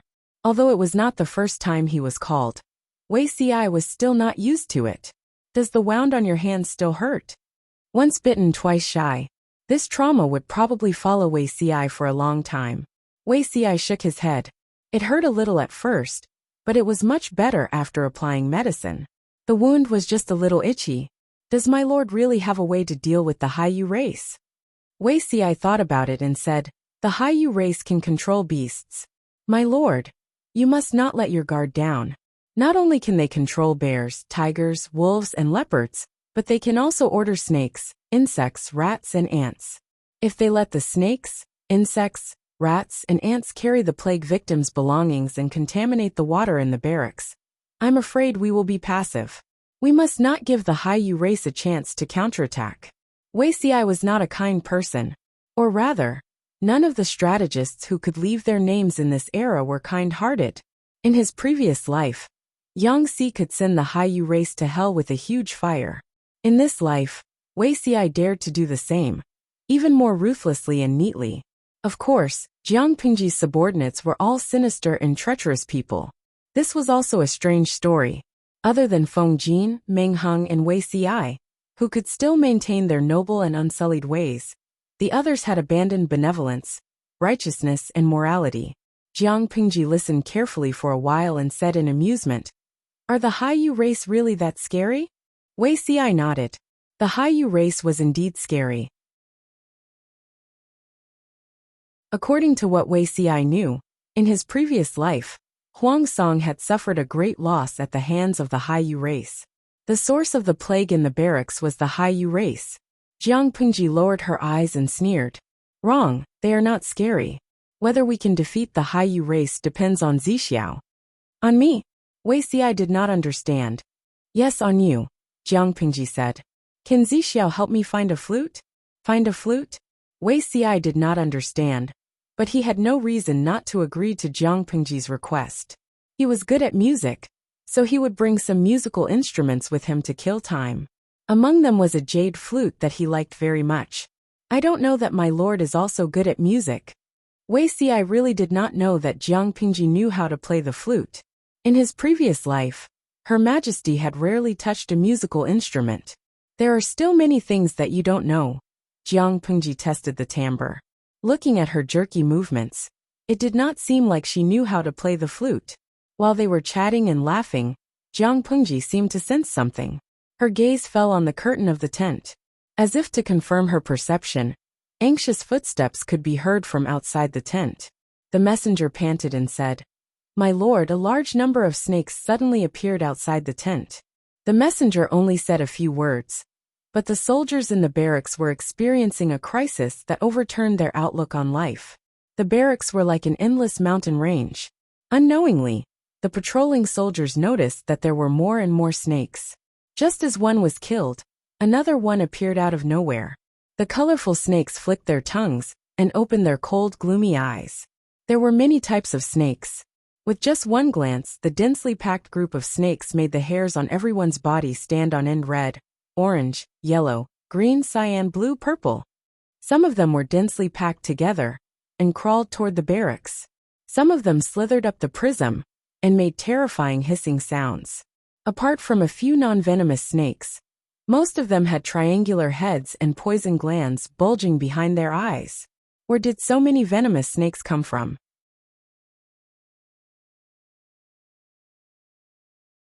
Chapter 1062. It wasn't a group of snakes. The outskirts of the camp were surrounded by countless snakes. Snakes had slender bodies and could easily crawl into the camp through the gaps in the fence. At that moment, the quality of the soldiers was reflected. If it were an ordinary soldier, he would have wet his pants in fear and fainted on the ground. However, although the soldiers in Jiang Pingji's tent were flustered, most of them could restrain their instincts of fear. While enduring the goosebumps, they raised their torches and tried to deal with the snakes. Shrink the line of defense, pour oil on them and burn them. With a commander, they had a backbone. However, when faced with the relentless pressure of the snakes, the advantage of burning them was not great. Could it be that these snakes have become spirits? These snakes were not afraid of fire? Everyone was panicking. They didn't expect to die not on the battlefield, but bitten by snakes. Feng Jin and the others heard the news and came out, each of them pale with fright. One snake was not scary. Two snakes were not scary either. But was it not scary to see a densely packed group of snakes covering the entire field of vision? This is bad. Send someone to report to the Lord. If necessary, prepare to break out. Feng Jin and Feng Zhen were the first to recover from their fear and restrain their instinctive reactions. They didn't care about their own health first. Instead, they were worried about the safety of their lord Jiang Pingji. The snakes seemed to be playing with them. Except for a few bites when they were burned, they chose to press forward at other times. It was as if they were enjoying the struggle and embarrassment of their prey before death. Many snakes even crawled up to the top of the tent, hanging one by one. It was extremely terrifying. Break out of what? Jiang Pingji's indifferent voice came from behind. She didn't seem to see the sea of snakes in front of her. Instead, she looked calmly at her strategist. She was cold. The audience couldn't take it anymore. They could accept Jiang Pingji killing a bloody path on the battlefield and watching her break out of the encirclement from the mountains of corpses and seas of blood. But they couldn't accept countless snakes appearing on the high-definition live stream. It wasn't just one or two. It could be hundreds of thousands, or even millions of snakes. Tianyu Weilu. I can't take it anymore. The scene in the streaming room is making me feel very uncomfortable. Tong Tong Weiyue. I thought the streaming room was scary enough, but I didn't expect there to be such a powerful scene. Xuanxiang Taisho. It's the scary ancient times. I won't daydream about transmigrating anymore. I can't afford to play with my life. Shuizi Qingxi. I'm coming. Don't be afraid, my friend. Bullet Screen Protection Technique. Greater Summoning, Socialist Core Values. The audience endured the disgust and fear, and the dense bullet screen covered the entire screen, barely alleviating the discomfort. Even so, many of the audience were still afraid.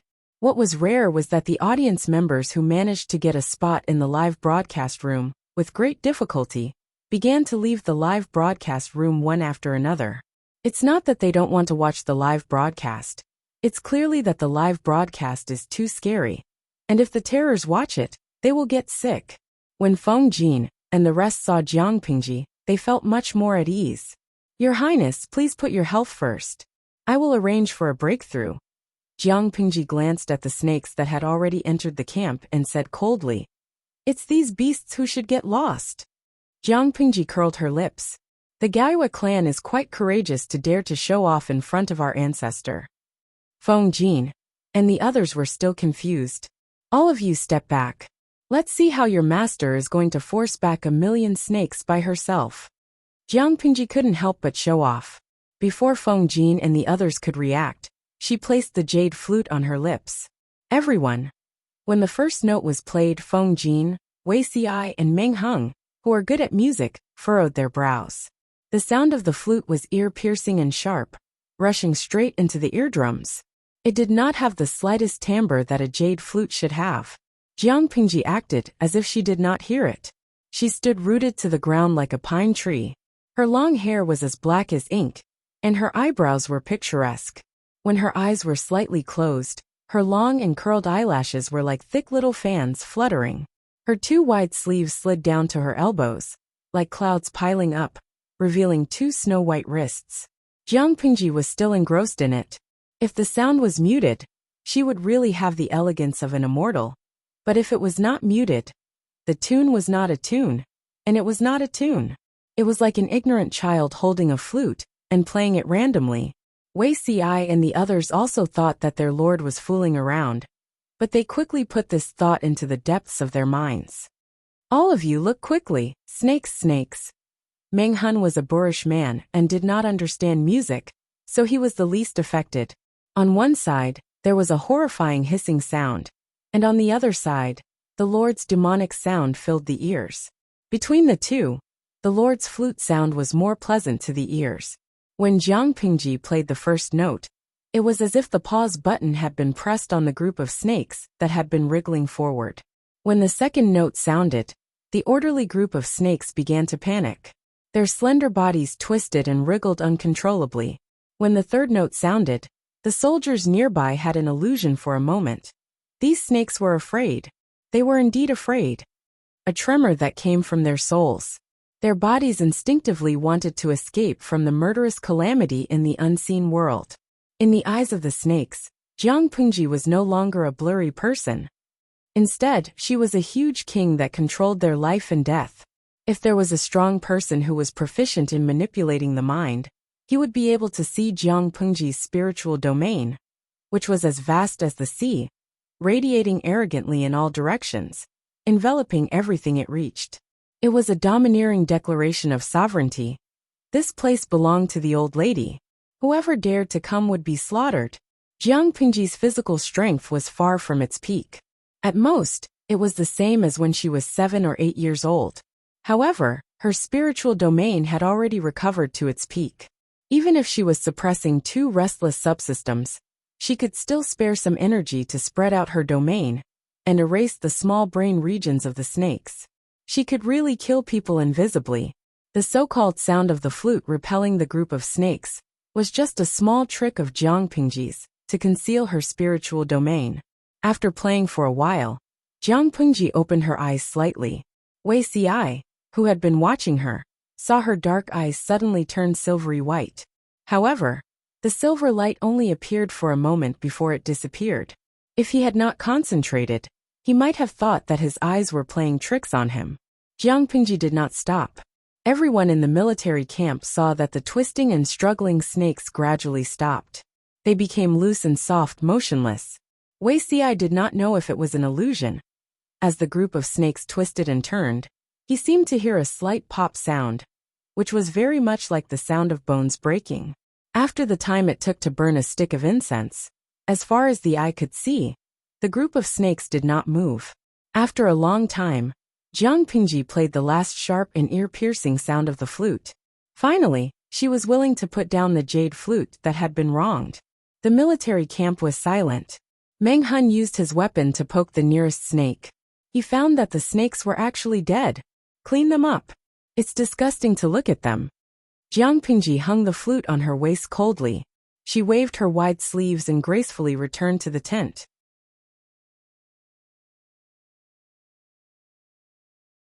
Chapter 1063. This is simply a godly skill. Meng Hun poked at the corpses in disbelief. Every snake was limp. He sent a few brave soldiers to cut open the bodies of the snakes. They were shocked to find that the internal organs and bones of the snakes, which looked fine on the outside, had been violently crushed into pieces. Their brains had even turned into mush. Meng Hun felt that it was a pity when he cut open a few snakes in a row. I was hoping to stew a pot of snake soup to calm my nerves. He never expected the corpses of the snakes to turn into such a ghastly state. The poison glands behind their eyes had been crushed. The snake meat was inedible. He felt that it was a pity, but his eyes were filled with fanatical admiration for his lord. She had killed millions of snakes with her own strength. She had accomplished such a magnificent feat with ease. Meng Hun would be the first to refuse to accept that his lord was not a wise ruler. When the troops dealt with the corpses of the snakes, not only did they have to burn the corpses outside the camp, but they also had to deal with the corpses that had crawled into the camp. The weather was still cool, but it would warm up after a while. If they did not burn the corpses quickly, and allowed them to rot and grow maggots. They did not know what kind of plague or illness they would bring to the troops. Because of Jiang Pingji's influence and regulations, the troops from top to bottom had reached a consensus. The dirty and rotten corpses carried the smell of plague and illness. If they were not dealt with properly, the illness would spread to the people. The group of snakes was too lethal. Even the Gaiwa people who controlled thousands of snakes did not dare to follow them. Therefore, when the snake riders of the Gaiwa people saw the fire rising in Jiang Pingji's camp from afar, they all smiled in relief. In the eyes of the snake riders, Jiang Pingji's choice of using fire to defend against the snakes was simply courting death. If the fire was too small, it would not be a deterrent to the snakes. If the fire was too big, it would endanger the snake riders. Most of the snakes were poisonous, and their toxicity varied. Some of the poisons could take a person's life in the time it took to drink a cup of tea, while others would cause a person to die slowly in pain. It was almost an unsolvable situation. The snake riders were arrogant and confident. Only Wei Xi knew that they had the capital to do so. In his previous life, Huang Song had fought against the Gaiwa people. He had been surrounded by danger many times. The snakes had besieged him, causing him to suffer heavy losses. The snakes, insects, rats, and ants had polluted the water source of the army, which made things worse. However, when the arrogant and confident Gaiwa people met Jiang Pingji, this was not kicking an iron plate, but a titanium alloy plate. The soldiers outside the tent were busy dealing with the snake's corpse. The people inside the tent had different thoughts. They looked at Jiang Pingji with fresh eyes, as if they were meeting her for the first time. Jiang Pingji didn't speak, and the crowd didn't know what to say, until a short, shrill sound from a flute broke the balance. Jiang Pingji glared daggers at Feng Zhen. The other party put down a bamboo flute in embarrassment. "What are you doing?" Music was supposed to be an intoxicating experience, but Feng Zhen's flute music was so awful that it rendered people speechless. Faced with the accusation, Feng Zhen said, "Just now, I saw that you used sound to control the beast. I really thought that the song you played was the key, so I gave it a try." Feng Zhen was not as accomplished as Wei Xi, Feng Jin, and the others in terms of elegant instruments, but to him, the flute was a piece of cake. When he heard Jiang Pingji kill the snakes with her flute, her posture of acting like the wind made his heart itch. He had a good memory. He had memorized Jiang Pingji's entire song. Jiang Pingji was speechless. Was her flute music that awful? Stop playing. The flute music is only an aid. There's more to it than meets the eye. Jiang Pingji mercilessly dispelled Feng Zhen's thoughts. If controlling animals only depended on a song, the Mengs would have found a way to dig out their secrets and kick them away. How could the Gaiwa people be so arrogant? Feng Zhen thought about it and felt that it made sense. He could only put down the bamboo flute helplessly. "When did you learn such a divine technique, my lord? If I had leaked the news earlier, I wouldn't have been so scared that I broke out in a sweat and almost lost my composure." Although his mental fortitude was strong enough, he could only watch helplessly as tens of thousands of densely packed snakes swarmed toward him. Feng Zhen's legs almost gave way. If he had known that his lord had the ability to control beasts, Feng Zhen wouldn't have had to endure such psychological torture. Jiang Pingji revealed a cold expression that said, "I don't want to answer." It wasn't that she didn't want to answer, but she didn't know how to answer. Even if she was willing to explain, others wouldn't understand. Wei Xi said, "A while ago, I heard my lord chatting. She said that she dreamt of the celestial mountains and seas. She heard the whispers of immortals, as if she was receiving teachings. When she woke up, she didn't remember what happened. She only remembered the ethereal sounds. I thought that maybe my lord learned the art of controlling beasts at that time, and it happened to counter the Gaiwa people's conspiracy. It seems that our army's great victory was destined. In ancient times, people believed in the divine right of kings, and the people firmly believed in it. If Jiang Pingji wore the halo of destiny above her head, it would often produce unexpected results." Wei Xi lied through his teeth, and there was a hint of flattery in his words. Jiang Pingji was flattered. She looked at Wei Xi with a complicated gaze. This person didn't care about his reputation in order to help her cover up her lies. He was quite silly, Jiang Pingji said. When I saw the snakes today, I suddenly had the urge to make them surrender and retreat. I accidentally used too much force, but I didn't leave any alive. I don't know where this ability came from. After Zixiao's reminder, it might be because of that dream. It wasn't a big deal, so Jiang Pingji changed the topic with a few words. Wei Ci and the others were easy to fool, but the audience in the streaming room weren't ignorant people from ancient times. Xianyuan Mingjing. Streamer, how can you live with your conscience by fooling a group of loyal cuties like this? Bahui Hui Shiji. I'm begging for the ability to control beasts. I don't ask to be as handsome as you. I just want to learn the essence of learning. Miao Xiaoyao. Ah, I'm very curious, how did the streamer kill those snakes? Jiang Pingji hadn't spoken in the streaming room for a long time, but it didn't mean that she didn't pay attention to the bullet screen. Streamer V. They committed suicide by biting their tongues. Biting their tongues to commit suicide? The audience was almost in a mess. Who would believe such a perfunctory answer? Ishio Xiniangxiang. Streamer, you're bullying us again because we don't study enough. No matter how the audience threatened and tempted her, Jiang Pingji remained unmoved. The corpses of the snakes burned fiercely. The Gaiwa people were worried and sent out scouts to investigate. The news they received made them tremble with fear. The enemy, who they thought had been swallowed alive by the snakes, was actually unharmed. How is this possible? The Gaiwa people were in a panic. The snake formation that had always been successful was no longer working. Don't be afraid. If Lu Shi dares to challenge us tomorrow, we'll send out our army of beasts. Let's see if he can hide from us. The Gaiwa people could control hundreds of beasts. Their army of beasts had extraordinary combat power. If not, Meng Zhan wouldn't have tolerated them for so many years. It wasn't advisable to fight behind enemy lines for too long. There was still a way to deal with them by sending out the snakes. If they polluted the drinking water for the army camp, there would be no solution. The next day, Jiang Pingji sent someone to challenge them.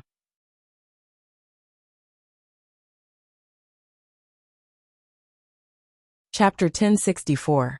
Flags fluttered in the wind, bugles sounded, and the air was filled with the smell of burning. The audience held their breaths, anticipating the appearance of the Gaiwa tribe's army of beasts. After a while, dust rose from the horizon in the distance. The sound of running and the roars of beasts traveled into the audience's ears. Mo Lingyin. South China tiger. That's the South China tiger, right? Am I blind? Gigi Rowo Mo. Damn, are we in an animal livestream room? The livestream room's camera faithfully recorded everything. Countless large beasts appeared, and the audience also saw a few large creatures following behind them. When they looked closely, they realized that they were elephants with long tusks. The elephants had canopies on their backs, and there were people sitting inside. The Gaiwa tribe didn't ride horses. They rode on the beasts they tamed, and they looked majestic. The beasts were arrogant. Even though they were far away, Jiang Pingji's warhorses felt threatened. White was restless under her, and its hooves kept scraping the ground. After a while, it dug a small hole and snorted. It kept snorting, its black eyes flashing with fighting spirit. Meng Hun and the others were shocked when their warhorses were startled. They hurriedly pulled on the reins to calm them down. Warhorses with good bloodlines had bad tempers, but those with poor qualities were more embarrassing. Faced with the beast army's imposing manner, many warhorses showed signs of restlessness, weakness in their legs, fear, and incontinence. Fortunately, the soldiers reacted quickly, and the army's formation didn't become a mess. As the two sides got closer, the audience could clearly see the Gaiwa tribe and their beast army. Almost all of them were large carnivorous beasts. Many of them were rare animals that had long gone extinct. Yenran. Brothers, the Gao Ming in front of us, Zhuotuan Liangboan. Damn, I was scared to death. Look at what's that? Cat Demon June. Damn. The battlefield was filled with dust. The true faces of the beasts were revealed one by one. The bullet screen in the livestream room was filled with exclamation marks. They were tired of seeing wolves, tigers, and leopards. A few elephants couldn't pique their interest. However, when thousands of black and white warriors came out from behind, their adrenaline shot up. Their beating hearts almost couldn't take the enthusiasm. Fatty, although it was wearing a simple rattan armor to protect its vital parts, most of its fur was still exposed. How could the audience not recognize their national treasure? A small portion of the fatties carried Gaoyu clansmen clad in rattan armor on their backs, while the others obeyed their orders and formed a formation with the beast tamers. Black and white body color, round cheeks, big dark circles, a chubby body, and the iconic inwardly figure-8 catwalk. Who else could it be if it wasn't Fatida, who they had been thinking about day and night? The atmosphere on the battlefield was stagnant, and the live stream room was on fire. Dust like smoke. Come pinch me. I'm not dreaming, right? Zuingshuan. They're all pandas, live pandas. There are at least 1,000 of them. The black and white panda looked charmingly naive, and the image of a panda hugging a bamboo and chewing on it immediately appeared in their minds. Mingyue Ryuan. I'm so jealous of the streamer. I can't even afford the ticket to the panda zoo. When the panda core appeared, the passion of the audience was ignited instantly. The atmosphere in the live broadcast room was at its peak. Jiang Pingji did not understand. She frowned and looked at the black and white bear. Is that an iron eater? Jiang Pingji identified it for a while. The creatures whose eyes had been punched looked a little cute, but it shouldn't be enough to cause an uproar in the live stream room, right? Meng Heng said, exactly. They're very ferocious. Their claws are strong, and they can bite holes in human bones. Shosher Tagong. The people of the Gaoyue clan are too ferocious. The pandas are so cute. How can they be on the battlefield? How can they kill the enemy? How can they kill people with their cuteness? Don't they know how precious national treasures are? If one of them dies, how will the Gaoyue clan compensate them? The audience was filled with righteous indignation. The Chinese audience shouted, the pandas belong to us, while the foreign audience shouted, Fatida belongs to the whole world. Jiang Pingji was speechless. Damn it. Meng Hun and the others did not hit on the panda's cuteness. They all looked solemn. The ferocious beasts of the Gaoyue clan had a huge impact on the warhorses. If they attacked, the warhorses of the army would be useless. Not to mention charging and killing the enemy. It would be good enough if they did not panic. My lord, please send the archers out to face the enemy. Bows and arrows were the best against the ferocious beasts. They did not have copper skin and iron bones. If one arrow could not kill them, then another arrow would be fired. Jiang Pingji was about to agree when the live stream exploded. Luoyu treading on flowers. Protecting Fatida is everyone's responsibility. Huia hui. Streamer, leave Fatida under the knife. To me. Streamer, Fatida is so cute. Can you really bear to kill it? Fatida's fan club. Streamer, you have to know that Fatida is a living fossil that has been around for 8 million years. Killing one will put you in jail. Can you really bear to hurt such a cute creature? Look at their enchanting eyes. Can you really bear to touch your body? Beitang Xianchao. Streamer, if you hurt Fatida, I will hang myself on your bed with a noodle.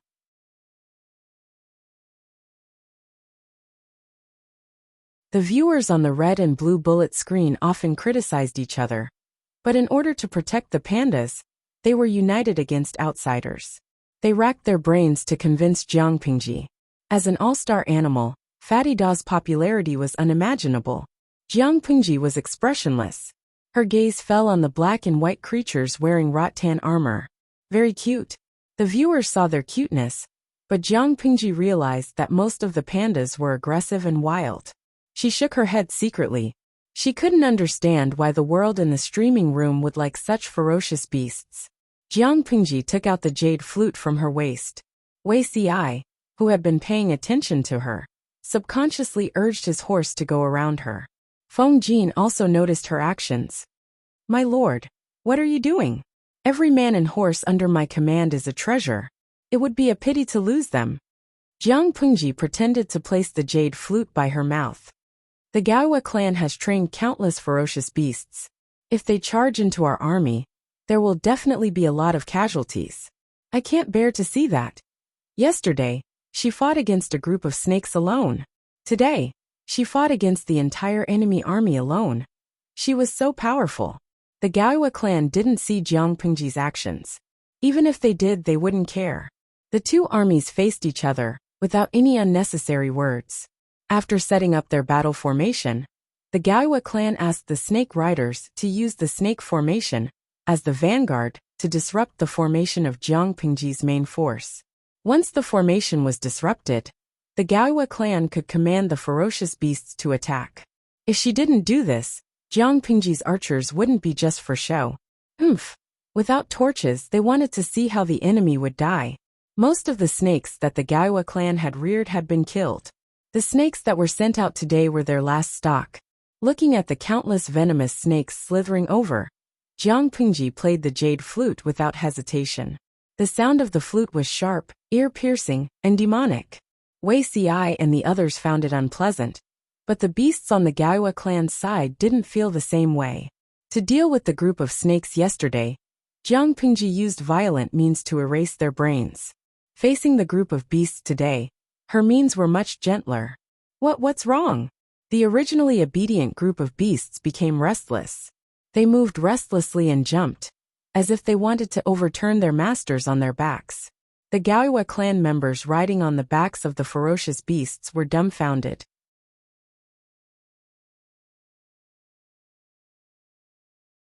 Chapter 1065. What's going on? Hurry up and calm them down. The Gaiwa tribe had mastered powerful beast taming techniques. The dire beasts were as obedient as kittens in front of them, and they rarely lost control. The beast masters obeyed their orders and tried to calm the agitated dire beasts down, but it was the opposite of what they wanted.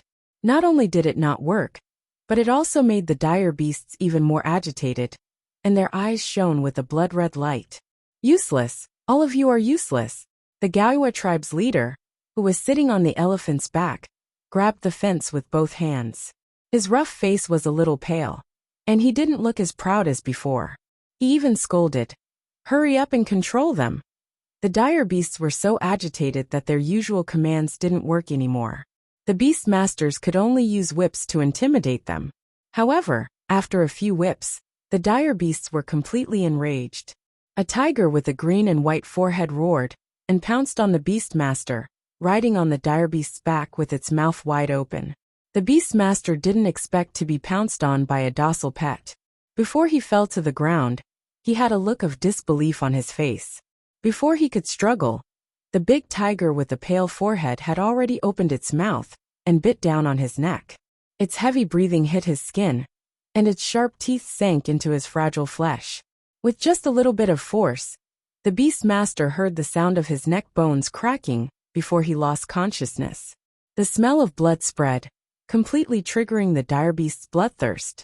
As the beast master was bitten to death by the tiger, the other dire beasts pounced on the other beast masters. The originally orderly army of beasts was now in chaos. Cries of pain came from the dire beasts' mouths. Before they could call for help, the usually docile dire beasts had already taken their lives. They bit, gnawed, or used their sharp claws to dismember the dire beasts' corpses. The viewers in the live stream watched with their mouths agape. The bullet comments on the screen didn't update for a long time. The silly and adorable giant pandas in their memories were now moving with strength that didn't match their clumsy bodies. The front paws that were usually used to hug bamboo had now become weapons for killing dire beasts. The seemingly gentle and harmless paws directly caved in the dire beast's head. The audience also knew that the giant panda's molars were very developed and could even be considered the strongest among carnivores. However, their impression of how strong it was still stuck at the stage where it was gnawing on bamboo. Now that he saw it with his own eyes, he could even chew a person's femur into pieces in 2 or 3 bites. On the battlefield, over 1,000 black and white balls surrounded the Gaoyu race army from all directions. Their originally adorable round faces were now filled with terrifying ferocity. The audience watched in silence, while the Gaoyu people, who were surrounded by the pandas and other ferocious beasts, were panicking. The great beasts were the trump card of the Haiyu race. Controlling the great beasts to kill their enemies was their specialty, but the Haiyu race themselves were not very powerful. They were too confident. They never thought that the beasts would break free from their control and help the enemy attack them. Don't come over. The ferocious beasts went berserk, and the Haiwa clan's beast familiars were scared out of their wits. The ferocious beasts that they had once completely tamed had now become the most terrifying black and white impermanents. Because of the intense fear, his eyes were wide open, and his eyes were filled with tears and blood vessels. The beast familiars tried to use whips, knives, spears, swords, and halberds to fend off the beast familiars, but it was to no avail. Even if they managed to repel one or two, there would still be countless hungry, ferocious beasts chasing after them, pouncing on them with their bloody mouths wide open. The seemingly adorable iron-eating beasts, the pandas, were demonstrating to the audience what it meant to never judge a bear by its appearance.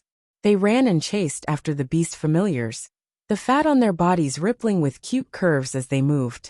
However, no one was able to appreciate this beauty at the moment.